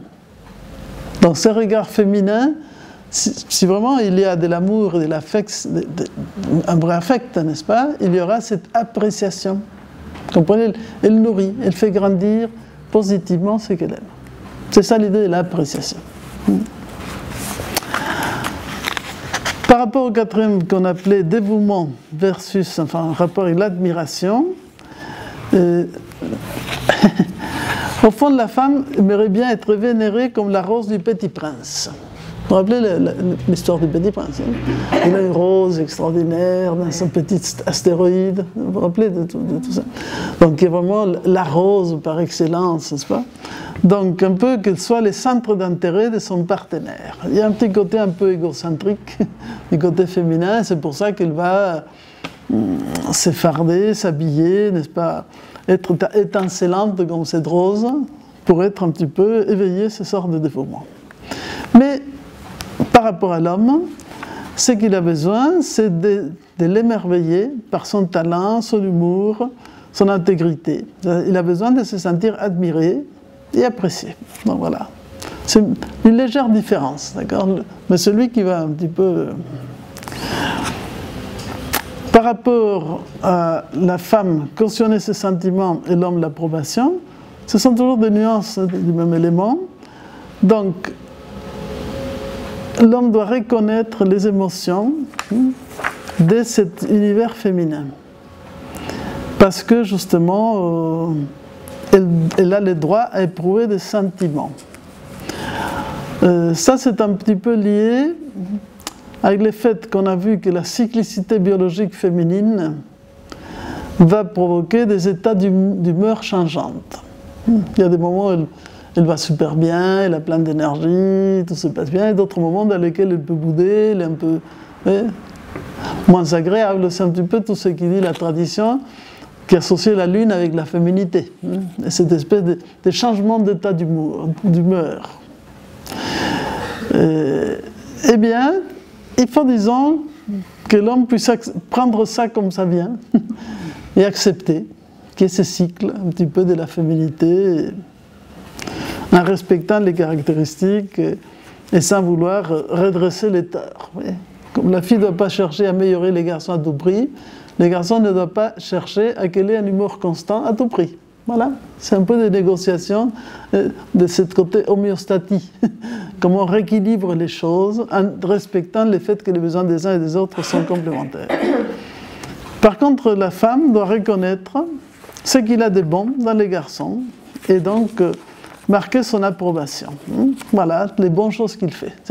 Au fond, disons, le fond de ce que je suis en train d'expliquer ici pour cette dimension émotionnelle va être associé avec un certain regard de bienveillance. De bienveillance. On va partir de la base que l'autre est un être positif et qui a des qualités, et on va accentuer les positifs au lieu de mettre les regards de manière excessive sur la critique, sur le négatif, sur ce qui ne va pas. Parce que dans une relation, si on passe son temps à marquer les points, t'as fait ceci, t'as pas fait cela, vous voyez, c'est ça que je n'aime pas. dans la logique actuelle de ce qu'on appelle la charge mentale et commence à calculer dans cette société de statistiques, la fille a 75% des tâches domestiques et les garçons n'en fait que 15%. Cette espèce de comptabilité, je sais pas, des bazars, je trouve ça pas bon du tout. Si une relation, entre guillemets, des êtres qui normalement s'aiment et veulent construire ensemble quelque chose, va se réduire à un compta, bon, mais à ce moment-là, on passe à l'usine, ok? C'est pas la peine de créer un couple. En tout cas, ça veut dire que là, il n'y a plus de sentiments. Parce que quand on aime, on ne compte pas. Et en même temps, justement, il y a des actions, entre guillemets, en particulier, certaines de ces tâches dites ménagères et autres, que pour la femme, le permettent de se ressourcer. Elles ne sont pas vécues comme quelque chose de lourd. Si elles commencent à être vécues comme quelque chose d'excessivement lourd, c'est qu'il n'y a pas, comment dirais-je, la force de vie qui passe à travers ce qu'on fait. Il n'y a pas... La force de vie, disons, et l'amour qui passe dans ce qu'on fait. Quand on aime, on peut faire des tas de choses. Donc, enfin, c'est un petit peu spécial ce que je dis là, mais ce que j'essaie d'expliquer, c'est que tout dépend du regard qui anime depuis le départ cette relation. Mais après, je parlerai sur les tâches. Ne vous inquiétez pas, j'ai un point après, t'inquiète pas, j'ai un point après qui va équilibrer ce que j'ai dit. Là, ce que j'explique, c'est le fait de partir de la base que cet être avec lequel on a décidé de construire une relation ensemble est un être qui a des qualités. Et le rôle de chacun est de stimuler ces qualités au lieu de l'enfoncer. Ce qui implique au départ une certaine maîtrise de soi. Comment dirais-je, décaler son regard pour comprendre, comme j'expliquais dans le premier exposé, que les besoins, n'est-ce pas, le langage de l'un n'est pas le langage de l'autre. Et donc, parfois, en voulant faire bien, on fait des catastrophes. Donc, il faut encore une fois prendre sur soi et aller plus loin pour construire quelque chose de positif. Autre point, effectivement, la femme aura besoin plutôt d'être rassurée et l'homme aura besoin des encouragements. On la rassure en exprimant et confirmant ses sentiments. Donc, vous voyez, c'est ça que nous expliquait, un côté un peu vulnérable, un peu fragile dans cette psyché réceptive féminine. C'est pour ça qu'on dit que la femme va être plus contente si on lui offre une rose 36 fois que 36 roses une seule fois. Cette affection doit être renouvelée. Ces gestes sont renouvelés et pas donner un chèque, entre guillemets, pour une fois pour toutes. Et par contre aussi, la femme doit ou peut encourager l'homme et comme ça il renforce sa confiance s'il sent son approbation. Cette satisfaction de ses besoins fait ressortir le meilleur de l'un et de l'autre. Et on apporte ce qui fait du bien à l'autre. Ça permet de mieux vivre ensemble et ça représente, ou ça demande une grande attention. C'est une idée de soutenir la dimension affective. Une relation constructive conduit à un épanouissement, une relation toxique à un anéantissement. Donc il faut choisir. On veut construire, pour ça je parle de donner la vie, parce que le côté féminin est porteur de vie. Et la vie c'est de l'eau qui circule. Et si on enlève cette eau, ça se dessèche. Il peut y avoir des relations toxiques, hein. Ça ne marche pas toute la fois. Je continue. Alors maintenant, par rapport à ces besoins vitaux, affectifs et mentaux, de masculin et féminin, ce que je vais expliquer maintenant est extrait du travail de John Gray, celui qui avait écrit « Les femmes viennent de Vénus et les hommes de Mars ». Je ne sais pas si vous vous rappelez, c'est un livre qui a eu beaucoup de succès. J'expliquais aussi la dernière fois qu'après il a fait évoluer son livre parce qu'il s'est rendu compte qu'avec l'évolution de la société, les femmes étaient devenues trop masculines et les hommes s'étaient un peu féminisés. Donc en fait, les températures de Mars et de Vénus, c'était un peu compliqué. Et donc maintenant, la relation était plus difficile à traiter et à travailler. Mais fondamentalement, il va donner cet exemple qui est, je trouve, très, très joli. Il explique que la femme fonctionne comme une vague. Donc, elle arrive à un sommet, et puis après, il y a une chute. Ouais. Elle est cyclique. C'est pour ça que ça tombe bien avec Vénus, parce que Vénus est la déesse qui naît dans l'océan primordial, dans les vagues, etc. Alors, il y a des moments dans lesquels elle a plein d'énergie, cette féminité. Waouh! Donc là, elle va surmonter tous les obstacles, rien ne l'arrête, c'est formidable. Une fois que ce sommet de la vague est passé, on va descendre au creux de la vague. Et alors là, on passe, disons, une phase un petit peu plus noire, quoi. Il n'y a plus rien. On va tomber dans ce côté négativité, rien ne marche, c'est pas possible, on me laisse tout faire, hein, personne ne m'aide, blablabla, oui, c'est le creux de la vague. Qui permet de libérer le stress par les discours. J'explique, oui, la femme est très bavarde, elle parle beaucoup plus que le garçon. Ça a été étudié par les grands psychologues, tous les spécialistes. Dans la journée, l'homme peut dire 10 000 mots et la fille va dire 60 000. Enfin, c'est à peu près ça, je ne me rappelle pas le nombre exact. Donc il y a une différence de fonctionnement. Ça ne veut pas dire que l'un est meilleur que l'autre. On ne fait pas une comparaison qualificative. Donc, ça lui permet un travail intérieur de purification émotionnelle. Parce que quand elle arrive dans ce creux, elle libère toute cette négativité, en la sortant, elle se purifie. Hein? On balaye, on sort. Donc, c'est à ce moment-là qu'elle doit juste être écoutée. Une fois qu'elle a vidé tout ça, et la purification est faite, petit repos, et hop, la vague repart. C'est joli, hein, oui. Ce rythme de vague. C'est un cycle qui s'alimente dans le fait de donner et recevoir. C'est ça qu'on avait expliqué. Elle donne, elle reçoit. Oui, c'est comme une respiration. Ça va? Les garçons, lui, fonctionnent comme un élastique. Alors, l'élastique. Donc, à un moment donné, il concentre beaucoup d'énergie, il concentre, et à un moment donné, il la libère. Donc, il fait le vide. Donc, une fois qu'il a libéré toute cette énergie, il a besoin de se reposer pour reprendre force. Donc, l'attitude est rapprochement-éloignement. Il s'approche et s'éloigne. C'est notre rythme, vous voyez, donc, il a besoin de s'isoler pour recharger ses batteries. Parce que le cycle masculin alterne activité-repos, activité-repos. Il est hyperactif, il dépense toute son énergie. C'est pareil, dans les deux cas, il y a deux phases d'un rythme. Je ne sais pas si vous comprenez. Mais l'un est plus court avec la vague, qui donne et qui reçoit, qui donne et qui reçoit, et l'autre qui lâche dans l'action et qui reconstitue l'énergie. Hein, l'élastique. C'est pas mal l'image, hein, la vague et l'élastique. Donc, on est dans un cycle, un, donner-recevoir, l'autre, activité-repos. Dans un couple heureux, chaque individu se ressource pleinement. Donc, en même temps, accepte. Hein, la fille accepte que les garçons s'isolent pour régénérer ses batteries. Et les garçons comprennent qu'il y a un temps d'écoute. Et donc, on convient d'un moment dans lequel il écoute. Point barre. Ils n'ont aucune solution ni réponse. C'est le moment d'accepter d'aider, entre guillemets, que la fille puisse libérer son stress.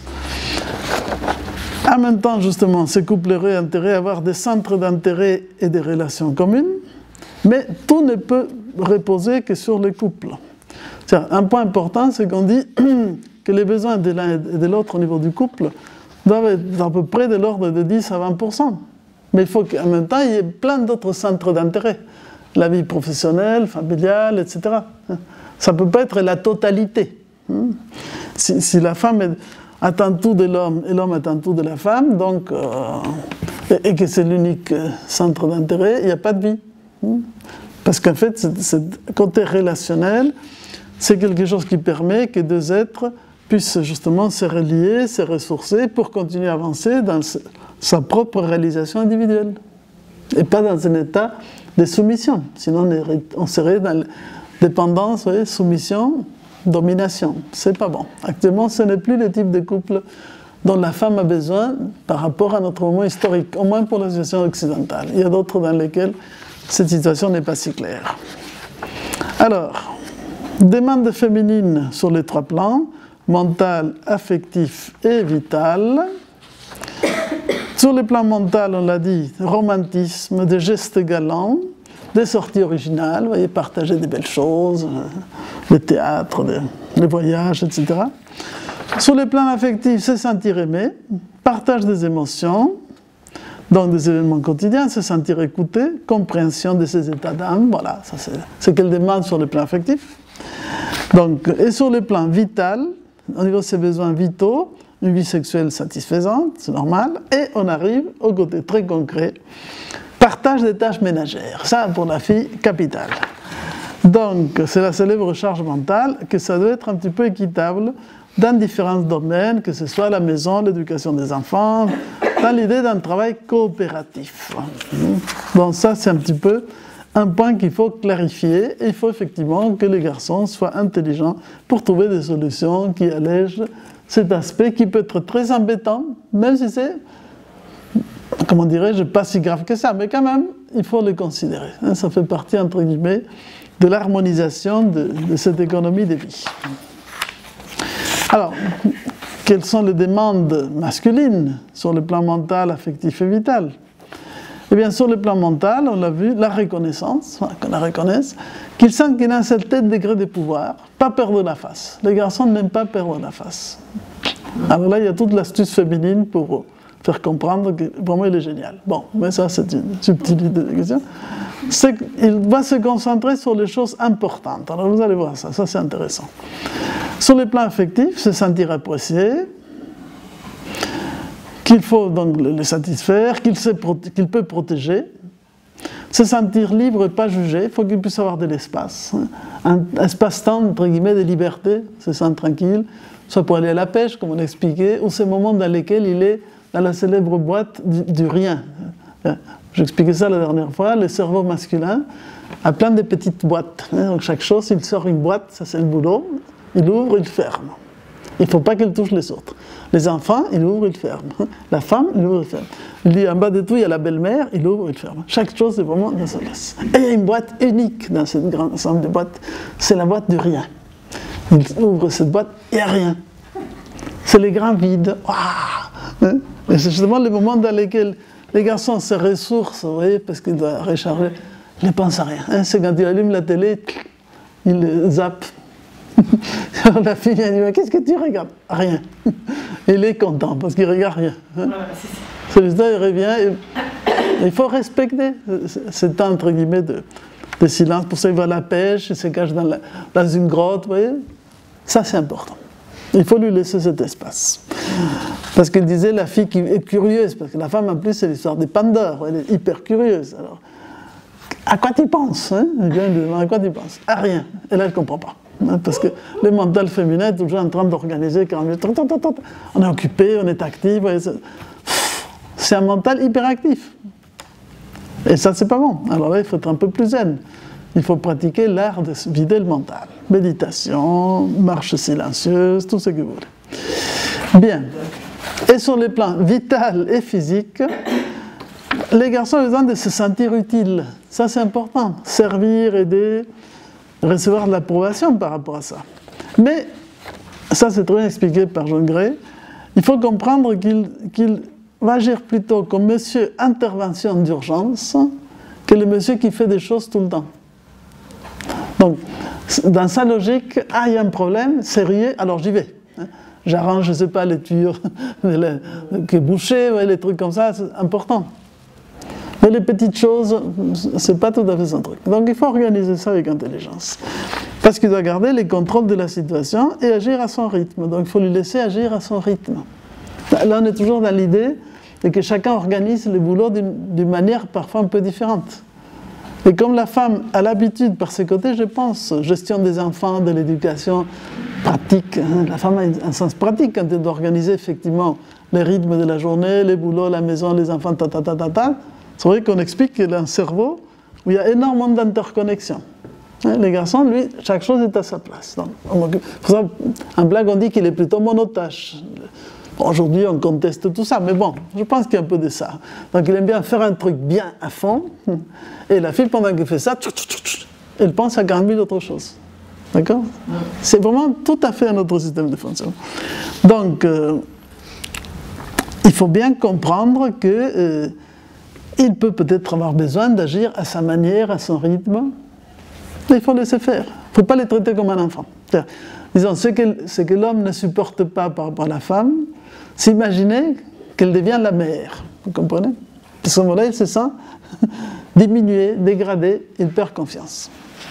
Non, il faut quand même laisser sa place, ou ce pôle plus protecteurs, disons du rôle actif du masculin, peuvent quand même s'épanouir, tout en ayant, bien sûr, tout un travail de dialogue, d'échange et d'accord. C'est pas qu'on fait les choses chacun dans son coin.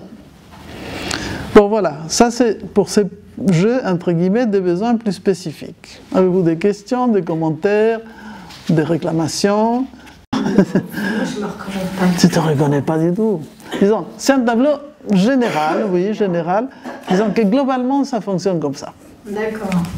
Après, effectivement, il y aura des filles qui sont plus masculines, des garçons plus féminins, donc en fait, ça peut...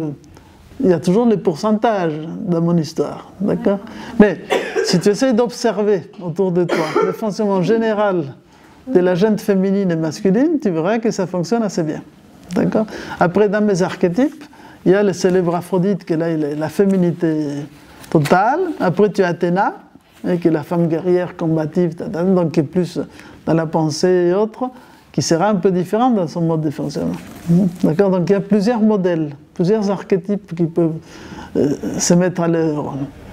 Mais globalement, ce côté, entre guillemets, réceptivité et émission va fonctionner d'une manière générale comme ça.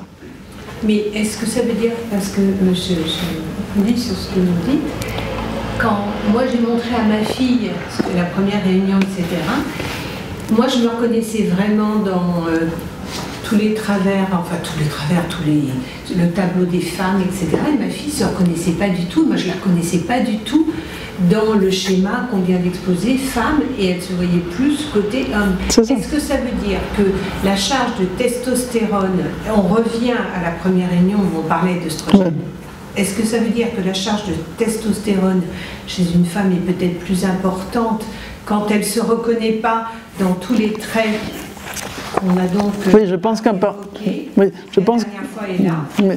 Oui, par rapport au fait, quand on se je reprends pour la caméra, quand on ne se reconnaît pas de manière si directe dans les tableaux, c'est lié avec le fait que c'est comme la féminité actuellement, la femme est plus habituée à faire des travaux plus masculins ou dans une mentalité plus masculine, ça renforce son côté de testostérone, son côté masculin, et va s'identifier davantage à ses pôles masculins. Donc c'est ce qui est en train de se passer aujourd'hui, d'où le livre numéro 2, mais c'est pas sur ça que j'ai fait ce tableau, où il va expliquer justement tous les dérèglements qui vont se produire et en même temps cette sorte de déséquilibre qui va faire vivre à cette femme entre guillemets plus moderne, plus actuelle, qui est vraiment dans la logique plus de la compétitivité de la masculinité, si je dis dans les termes jungiens, une exacerbation de son animus. Une forme de l'animus négatif. Donc c'est son côté masculin qui va la gouverner davantage, mais au détriment de bien vivre sa féminité. Et ce sera ça le problème. Après, moi j'ai pas l'impression que c'était ça. Dans mon cas, parce que moi par exemple, au contraire, moi j'étais souvent avec des gens qui parlaient plus eux que moi. Mais je me reconnais pas non plus dans un caractère masculin. Donc je ne sais pas après si c'est une question d'éducation ou si c'est une question de... Parce que là par exemple je cochais ce qui pouvait me correspondre. Et il y a des trucs qui me correspondent, par exemple cautionner ses sentiments, me dire tout le temps je t'aime et tout. Non, par contre l'épreuve, oui. Donc ça peut rentrer oui, dedans. C'est ça, disons. Après, il faut nuancer. C'est comme l'histoire du jeu d'échecs. Il y a des règles générales et des applications particulières. Et là, après, il faut discuter un petit peu plus de manière particulière pour comprendre. Bon, voilà un peu la question. Enfin, vous continuez à voir les tests de votre fils, ça va être intéressant pour la suite. Et aussi, la culture actuelle, qui évidemment, par rapport à ça, est en train de balayer tous ces éléments, parce qu'actuellement, entre les gens, les sexes et tout ça, c'est devenu un peu une grande confusion générale, une grande indifférenciation. Mais c'est intéressant de revenir à ce qui est la base, d'accord, d'une certaine, je ne dirais pas la normalité, parce que là on va sauter au plafond, mais disons quand même quelques règles de fonctionnement de base que la nature dans lesquelles la nature nous a amené à travailler un petit peu comme ça. Après, il y a aussi une question d'éducation et aussi le poids de l'émotionnel, parce que là on était dans l'émotionnel. Donc, il y a des gens qui sont plus mentaux, donc moins émotionnels, donc ils ne vont pas réagir de manière assez accentuée par rapport à ces facteurs-là. D'accord? Donc là, il y a toutes les nuances. Bon, je vais vous lire un petit peu pour clôturer ce que j'ai mis comme petite synthèse dans ce chapitre, que j'ai appelé les 7 clés du bonheur dans la relation du couple. Une espèce de synthèse sur les 7 plans. Alors, vous prenez, vous laissez, vous faites ce que vous voulez. Moi, je vous raconte ce que je propose, comme plan d'entente cordiale, pour bien vivre cet aspect de la relation. Après, nous allons passer... Ah oui, en janvier, construire un couple durable. Alors, il me reste encore un chapitre de plus sur ce côté de la relation. Je ne me rappelle plus exactement... Oui, on va passer un tout petit peu à parler sur les termes de la notion du dialogue, de la communication. Bon, c'est ça qui est important, ce sera un peu le sujet qu'on va traiter la prochaine fois. En tout cas, voilà ce que j'ai proposé. Je l'ai mis un peu comme une petite réflexion sur ces 7 plans. Quelques clés pour un bonheur dans la relation de couple. Sur le plan physique, aimez-vous avec naturel pour vivre une bonne entente sexuelle en sachant être à l'écoute du partenaire. Mais en même temps, cultiver les sens, développer le bon goût et l'élégance pour honorer la courtoisie, d'avoir en toutes circonstances un style et une présence harmonieuse pour notre partenaire. Revenir à la courtoisie et l'élégance, c'est pas mal. Enfin, ça aujourd'hui, les pantalons troués, c'est un peu délicat, mais bon. Sur les plans vital, harmonisez vos rythmes biologiques. Ajuster les horloges biologiques journalières, hebdomadaires, mensuelles et annuelles. Pratiquer un sport, une marche au bord de la mer, dans la forêt, sentir la vie passer à travers vous. Harmoniser ces rythmes, avoir une bonne hygiène de vie et d'alimentation sont une clé pour la santé et la bonne entente des partenaires. Accepter les besoins des moments de solitude, d'isolement, où l'homme ira dans sa grotte et la femme descendra dans son puits. C'est ça l'histoire. Donc ça, c'est la notion très importante des rythmes. C'est quelque chose qu'on ne respecte pas suffisamment, mais c'est important. Donc comment on organise son rythme journalier, l'adaptation, n'est-ce pas, mensuelle, les cycles des saisons, c'est très sensible au rythme, qui est la base de la vie. Et tout ce qui va favoriser, entre guillemets, ces plans vitaux, c'est la bonne hygiène de vie, n'est-ce pas, l'alimentation, bon, et partager la nature et des moments de respect de ces rythmes particuliers. Sur le plan affectif, partager les beaux et les sentiments supérieurs, que ce soit en contemplant la nature ou l'art, exprimer nos meilleurs et plus beaux sentiments à notre partenaire avec douceur et poésie. Comme disait quelqu'un, revenir à écrire des lettres, vous savez, les correspondances. Aujourd'hui, on est dans le smart, comment ça s'appelle, les SMS, les smileys, tout ça, mais c'est un peu court, comme dirait Roxana, n'est-ce pas, Cyrano. C'est un peu court, monsieur, quand il dit « je vous aime ». Je vous aime, je ne sais pas si dans les films de Cyrano, c'est génial, il y a un moment dans lequel il y a le jeune garçon qui l'aime, n'est-ce pas, mais qui ne sait pas bien s'exprimer et qui dit « je vous aime ». Mais encore, je vous aime, mais encore, je vous aime. C'est un peu court, monsieur. Et après, il y a toute la tirade qui lui fait Cyrano sous l'arbre. Bon, évidemment, on n'est plus dans ces délicatesses de l'époque, mais quand même, un tout petit peu plus d'expression, de poésie serait bienvenu. Apprendre à bien communiquer, ça c'est important, c'est le sujet de nos prochaines interventions, en évitant les malentendus, les sous-entendus et autres sources de conflits. Ça, c'est tous les vaudevilles, n'est-ce pas, et toute la base de tous les cinémas et les comédies. Bon, la quantité des bêtises que l'on commet parce que « Ah, mais oui, mais je croyais que tu avais dit, mais je supposais les implicites et autres. » Bon. On peut les prendre comme Molière de manière comique ou, je ne sais pas, comme Corneille de manière tragique. Mais bon, pour améliorer les choses. Savoir être très clair dans l'expression de nos besoins. Alors ça aussi, on l'exprimait aussi la dernière fois.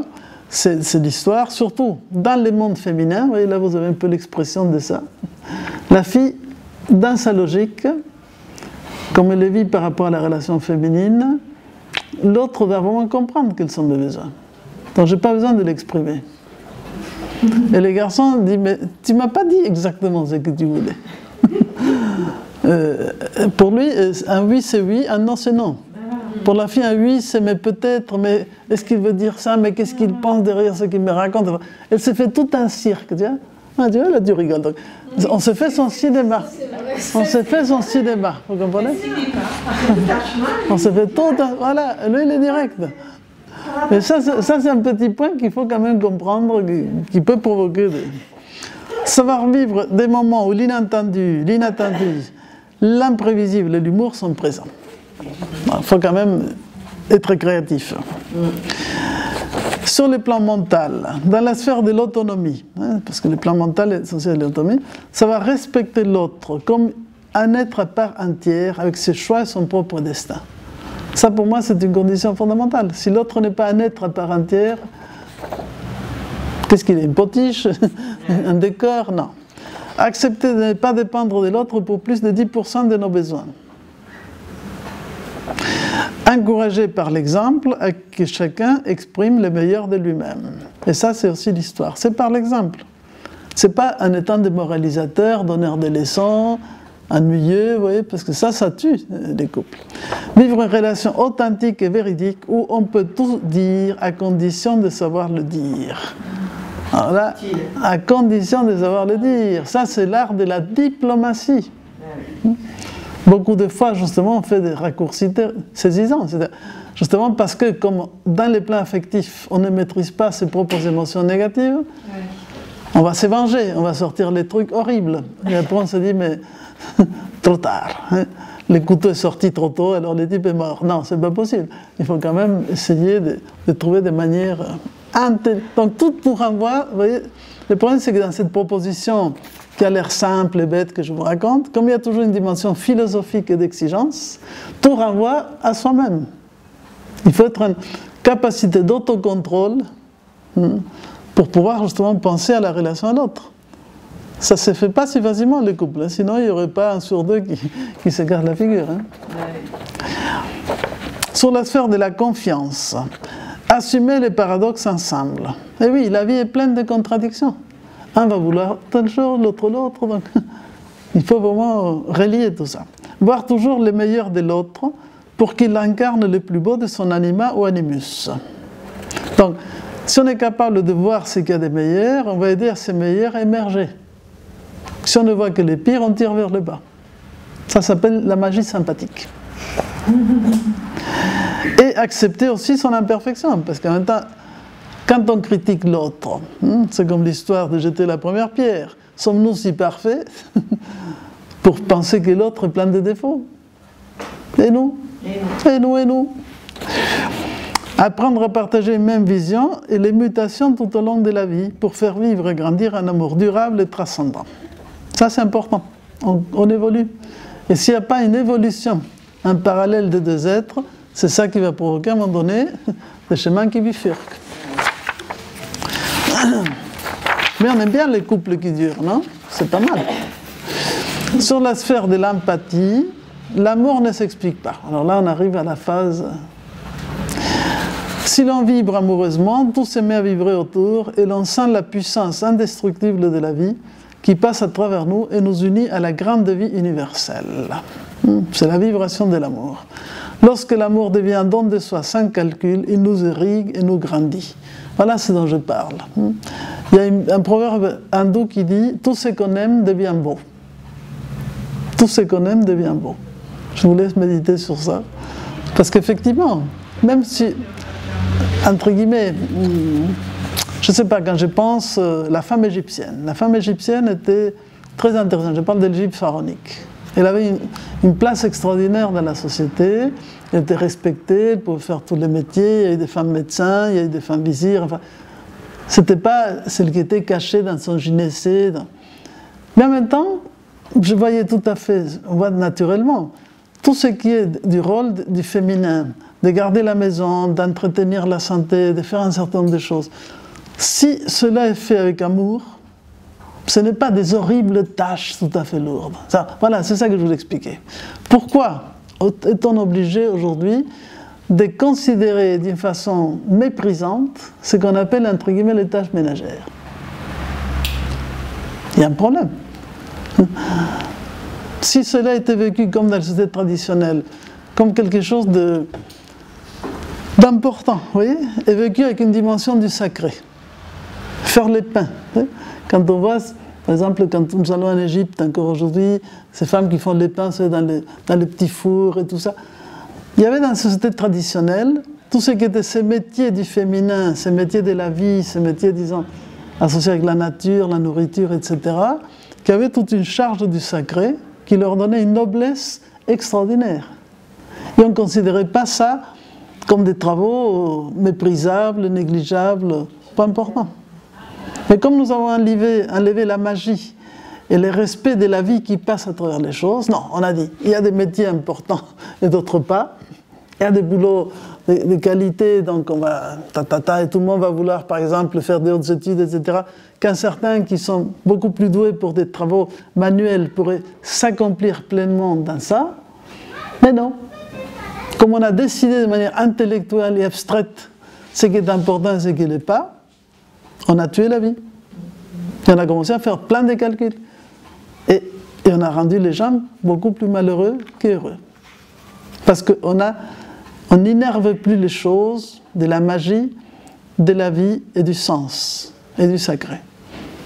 Pour les anciens, si vous prenez les populations les plus archaïques, ils vont orienter les maisons selon les pans cardinaux. Il y a toute une magie absolument extraordinaire.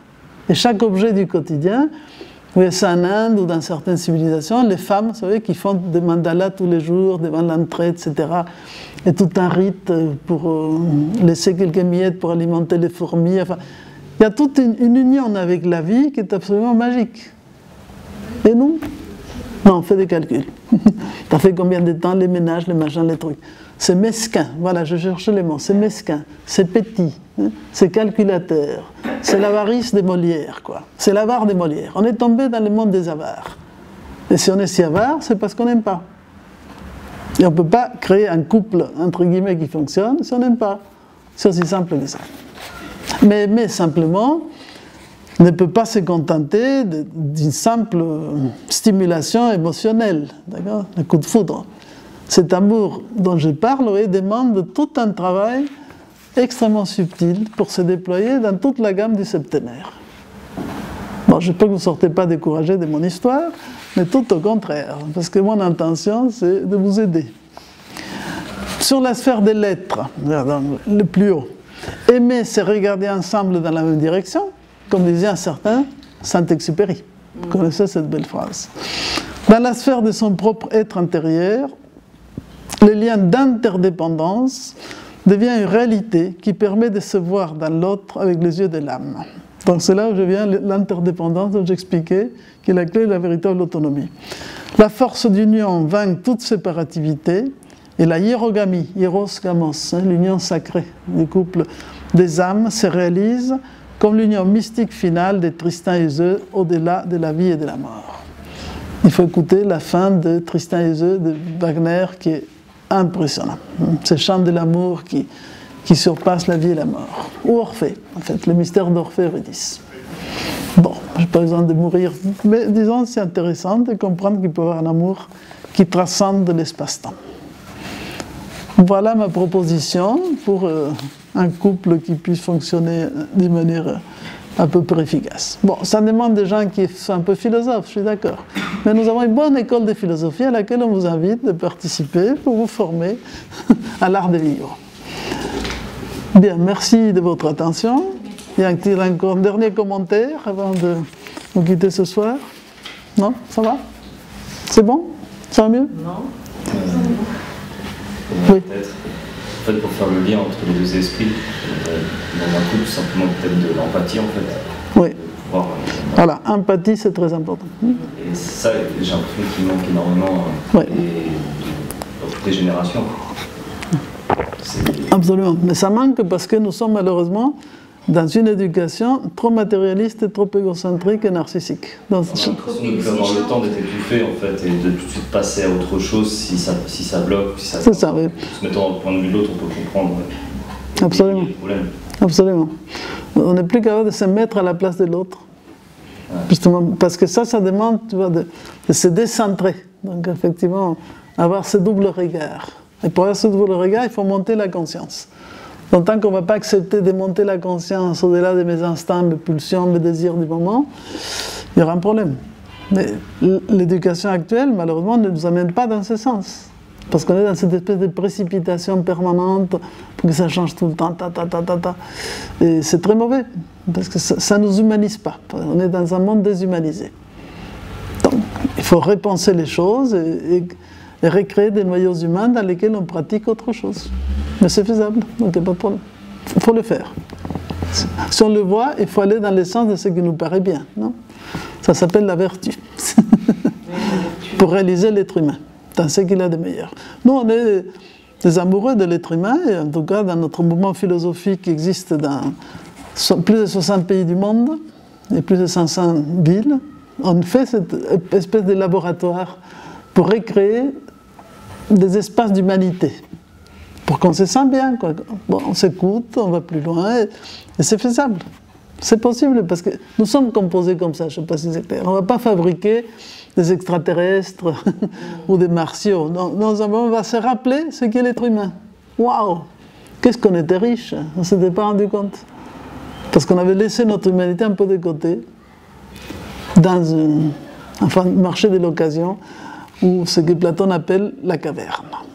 Donc il faut sortir un peu de la caverne. Matrix pour les jeunes, c'est un peu la même idée. Bien, ça va, Mika? Tu avais une question, un commentaire? Oui, c'était plutôt un commentaire, c'était par rapport... Attendez, on va écouter un petit peu, Malika. Non, c'était par rapport aux tâches ménagères, parce que... On revient. Oui, parce que moi, comment je le vois, c'est-à-dire que je comprends, parce que moi j'ai des origines, donc je vois comment... Tu as quoi, pardon? Des origines algériennes, donc je vois comment ça se passait au pays avant, parce que ça a changé aussi. En fait, les tâches ménagères, c'est aussi, je pense, pourquoi on en parle beaucoup, c'est aussi ce que ça peut représenter derrière, c'est-à-dire le déséquilibre entre le pouvoir de l'homme et la femme. C'est plus les tâches ménagères d'avant, peut-être, où la femme, elle ne travaillait pas. Là, il y a un truc un peu... C'est sûr. C'est tout ce que ça représente aussi derrière. Donc moi, effectivement, si on enlève les tâches ménagères... Tu es contente, bien sûr. C'est pour ça qu'on explique très bien. Lui, il explique...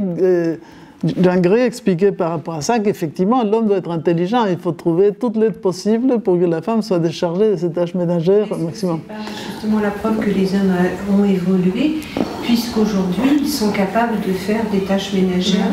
Bien sûr, bien sûr, bien sûr. Oui, disons qu'à partir du moment où on a changé énormément les modes professionnelle et la femme travaille autant que l'homme, c'est sûr que là, il faut repenser tous ces éléments d'une autre façon. Les femmes travaillent. Donc, voilà.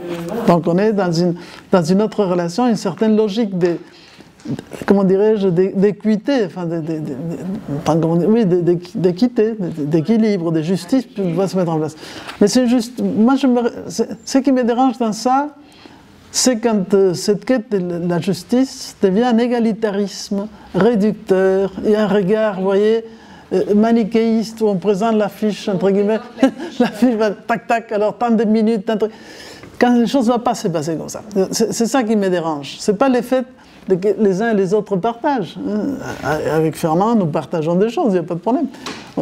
C'est clair, mais il doit être fait avec légèreté, bonne humeur, délicatesse, et pas comme un diktat. Ah voilà, tu vas faire tel truc, Non, mais ça dépend de quelle relation on établit avec son couple. C'est ce que j'allais dire, c'est qu'il y a une question de sentiment, d'amour encore qui existe quand on est capable de ne plus compter ce que fait l'autre et de comptabiliser. Bien sûr.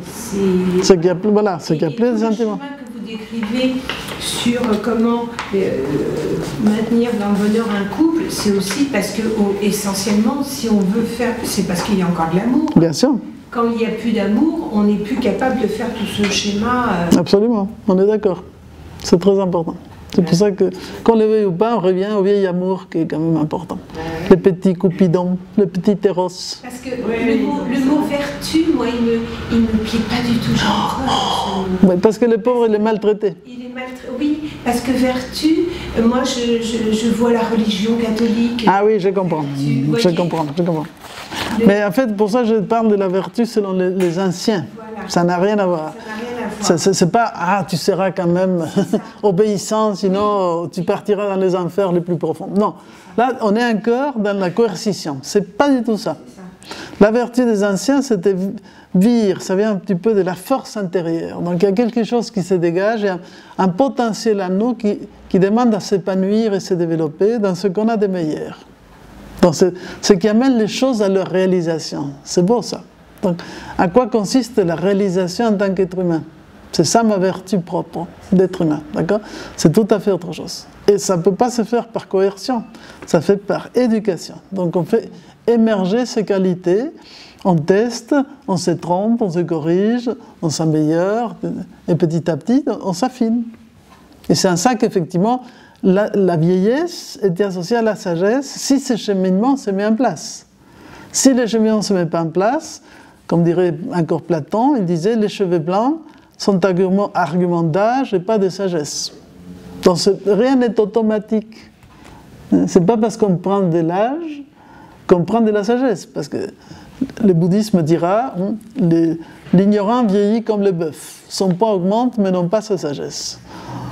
Donc il y a toujours une part de soi qui doit travailler en pleine conscience. Donc tout le travail c'est la conscience. Où est ma conscience? Qu'est-ce que je veux devenir? Qu'est-ce que je veux faire de moi, de ma relation à l'autre, de ma relation aux autres, de ma relation au monde, à la nature? Parce que je dirais que l'espace du couple, c'est un petit peu la première expérience de l'altérité, et la plus proche, la plus intime, la plus délicate.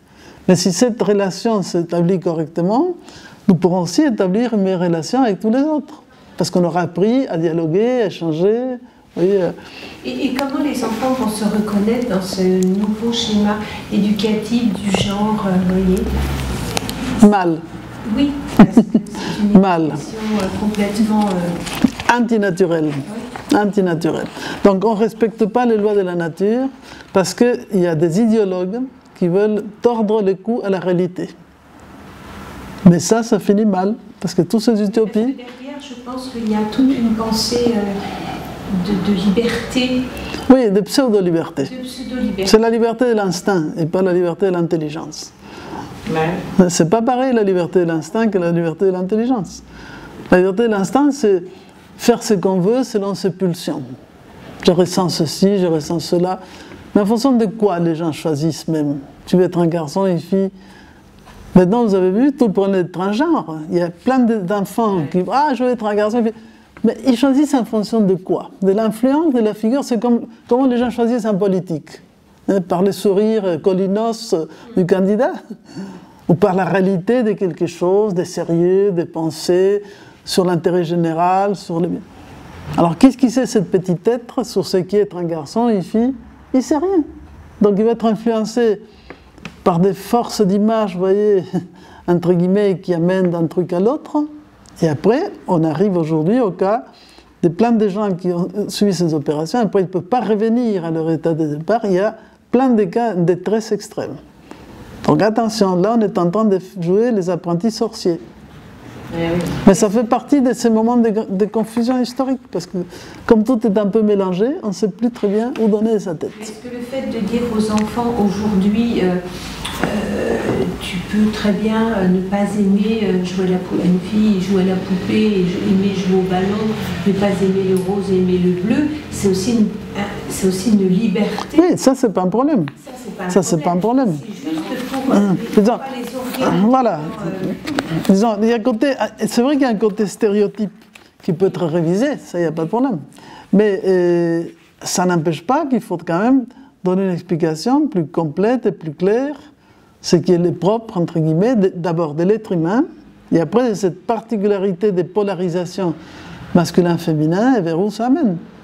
Après, que les filles veulent jouer au ballon, il n'y a pas de problème, et que les garçons aiment des poupées, il n'y a pas de problème non plus. De toute façon, on a tous des en soi. Mais il est vrai, disons qu'il... Des penchants masculins, des penchants voilà, c'est ça. Donc, c'est vrai. Et bon, mais donc compléter ça, c'est justement un sacré exercice. Mais on ne peut pas aller vers l'autre si on n'a pas appris ce qui est différent, ce qui différencie. Il faut apprendre à voir clairement la différence pour après arriver à, disons, un rapprochement de ces éléments contraires. C'est à réfléchir, tout ça. Après, dans le cadre de l'enfance, ce qui peut être perturbable, c'est s'il veut avoir des interventions chirurgicales. Mais admettons qu'un enfant, je sais pas, entre 6 et 8 ans, garçon ou fille, pense être une fille ou un garçon, après l'idée peut peut-être lui passer à l'adolescence. Bien sûr, absolument. Et ça peut peut-être renforcer l'enfant en comprenant les deux points de vue. Bien sûr. Disons qu'il est propre de l'enfance et le début de l'adolescence d'être dans une ambiguïté vis-à-vis de sa sexualité. Ça, c'est normal, je ne sais pas si c'est clair. Parce qu'il est dans l'indifférenciation, il est en train de passer d'une chose à l'autre, il découvre, disons, de nouveaux horizons. Donc, c'est normal. Il y a une ambivalence. Et aller vers l'homosexualité dans l'adolescence est quelque chose, même à la limite, qui peut se comprendre parce que c'est une solution de facilité. On va vers ce qui est proche, donc c'est rassurant. S'approcher de ce qui est l'opposé, l'autre, ça pose plus de problèmes. Il faut donc être plus différencié, plus affirmé, plus défini dans les choses. Donc, c'est un état un petit peu intermédiaire que l'on peut comprendre. Le problème, c'est ceux qui exploitent ça, entre guillemets, pour des intérêts, entre guillemets, politiques, idéologiques et autres, qui vont déformer les choses, justement, en allant vers quelque chose d'antinaturel et donc pas très bon pour ce qui est même l'épanouissement de cette personne. Je ne sais pas si c'est clair. C'est jouer avec les gens. Et ça, c'est la chose que pour nous n'est pas correcte. C'est pas fait à partir d'une vision généreuse, voilà, aider cet être à s'épanouir. C'est fait pour dire, voilà, ces gens-là vont prouver qu'on a raison. C'est un double discours. Voilà. Et comme on part, ça je vais expliquer là, on est parti des cas très particuliers, des maladies, entre guillemets, donc qui étaient des cas particuliers, donc contraires à la règle naturelle générale, pour certaines de ces situations, et on a fait de ces cas particuliers des lois générales. Quand vous parliez des hermaphrodites... C'est ça, oui, voilà, de certains cas comme ça. Voilà, aux États-Unis, les cas qui avaient étudié, justement, je citais l'année dernière. Voilà, une théorie générale. Donc c'est là où il faut être un petit peu plus clair. Après, effectivement, comme je l'expliquais, quand on va arriver à l'atelier où on va traiter sur les miroirs des psychés, les mystères de l'anima animus, ce qui est intéressant dans la vision jungienne, c'est de dire, bon, il est vrai qu'au fond de chacun de nous, il y a, entre guillemets, une sorte de, pas d'hermaphroditisme, mais une union du masculin-féminin. On aspire à réaliser la totalité de ces masculins féminins. D'accord ? C'est pour ça que dans notre conscient, on va se manifester biologiquement comme fille ou garçon, enfin je dis basiquement, mais notre inconscient porte l'image du complémentaire. Et c'est pour ça qu'on va être attiré par la fille ou les garçons, les célèbres coups de foudre, etc., qui essayent de nous projeter à l'extérieur cette part de masculinité-féminité que l'on porte dans notre inconscient. Parce que biologiquement, quand nous naissons, nous portons les deux caractéristiques du masculin-féminin. Une va se différencier plus, selon le type d'hormones, selon, disons, notre code génétique. Donc, on va différencier les garçons de la fille, mais on va garder les caractères récessifs de l'autre élément. C'est pour ça qu'on peut changer de sexe. Alors, au niveau psychologique, comprenons qu'effectivement, il y a une quête de quelque chose de plus complet. Mais il ne faut pas confondre les plans. C'est ça le problème, c'est la confusion des plans qui est liée au fait qu'on ne connaît pas assez ce qu'est l'être humain dans sa totalité. Parce que la science actuelle connaît énormément les côtés biologiques, observables, etc. On connaît de plus en plus de détails sur ce qui est ce corps physique de l'homme. Mais les corps émotionnels, les corps mentaux, on ne les connaît pas. C'est là où il faut nous appuyer sur les sagesses orientales qui, depuis 2 ou 3 millénaires, ont travaillé beaucoup plus sur cette intériorité de l'être humain. Par rapport à ça, elles sont infiniment supérieures à nous. Et ça, Jung l'expliquait aussi clairement. Vous voyez, parce qu'ils ont réfléchi sur l'intériorité. Tandis que nous, on s'est extériorisé d'une manière délirante. Au niveau physique, on connaît tout. Enfin, j'exagère, pas tout, mais on connaît beaucoup. Mais est-ce qu'on est simplement un corps ? Non, je ne crois pas.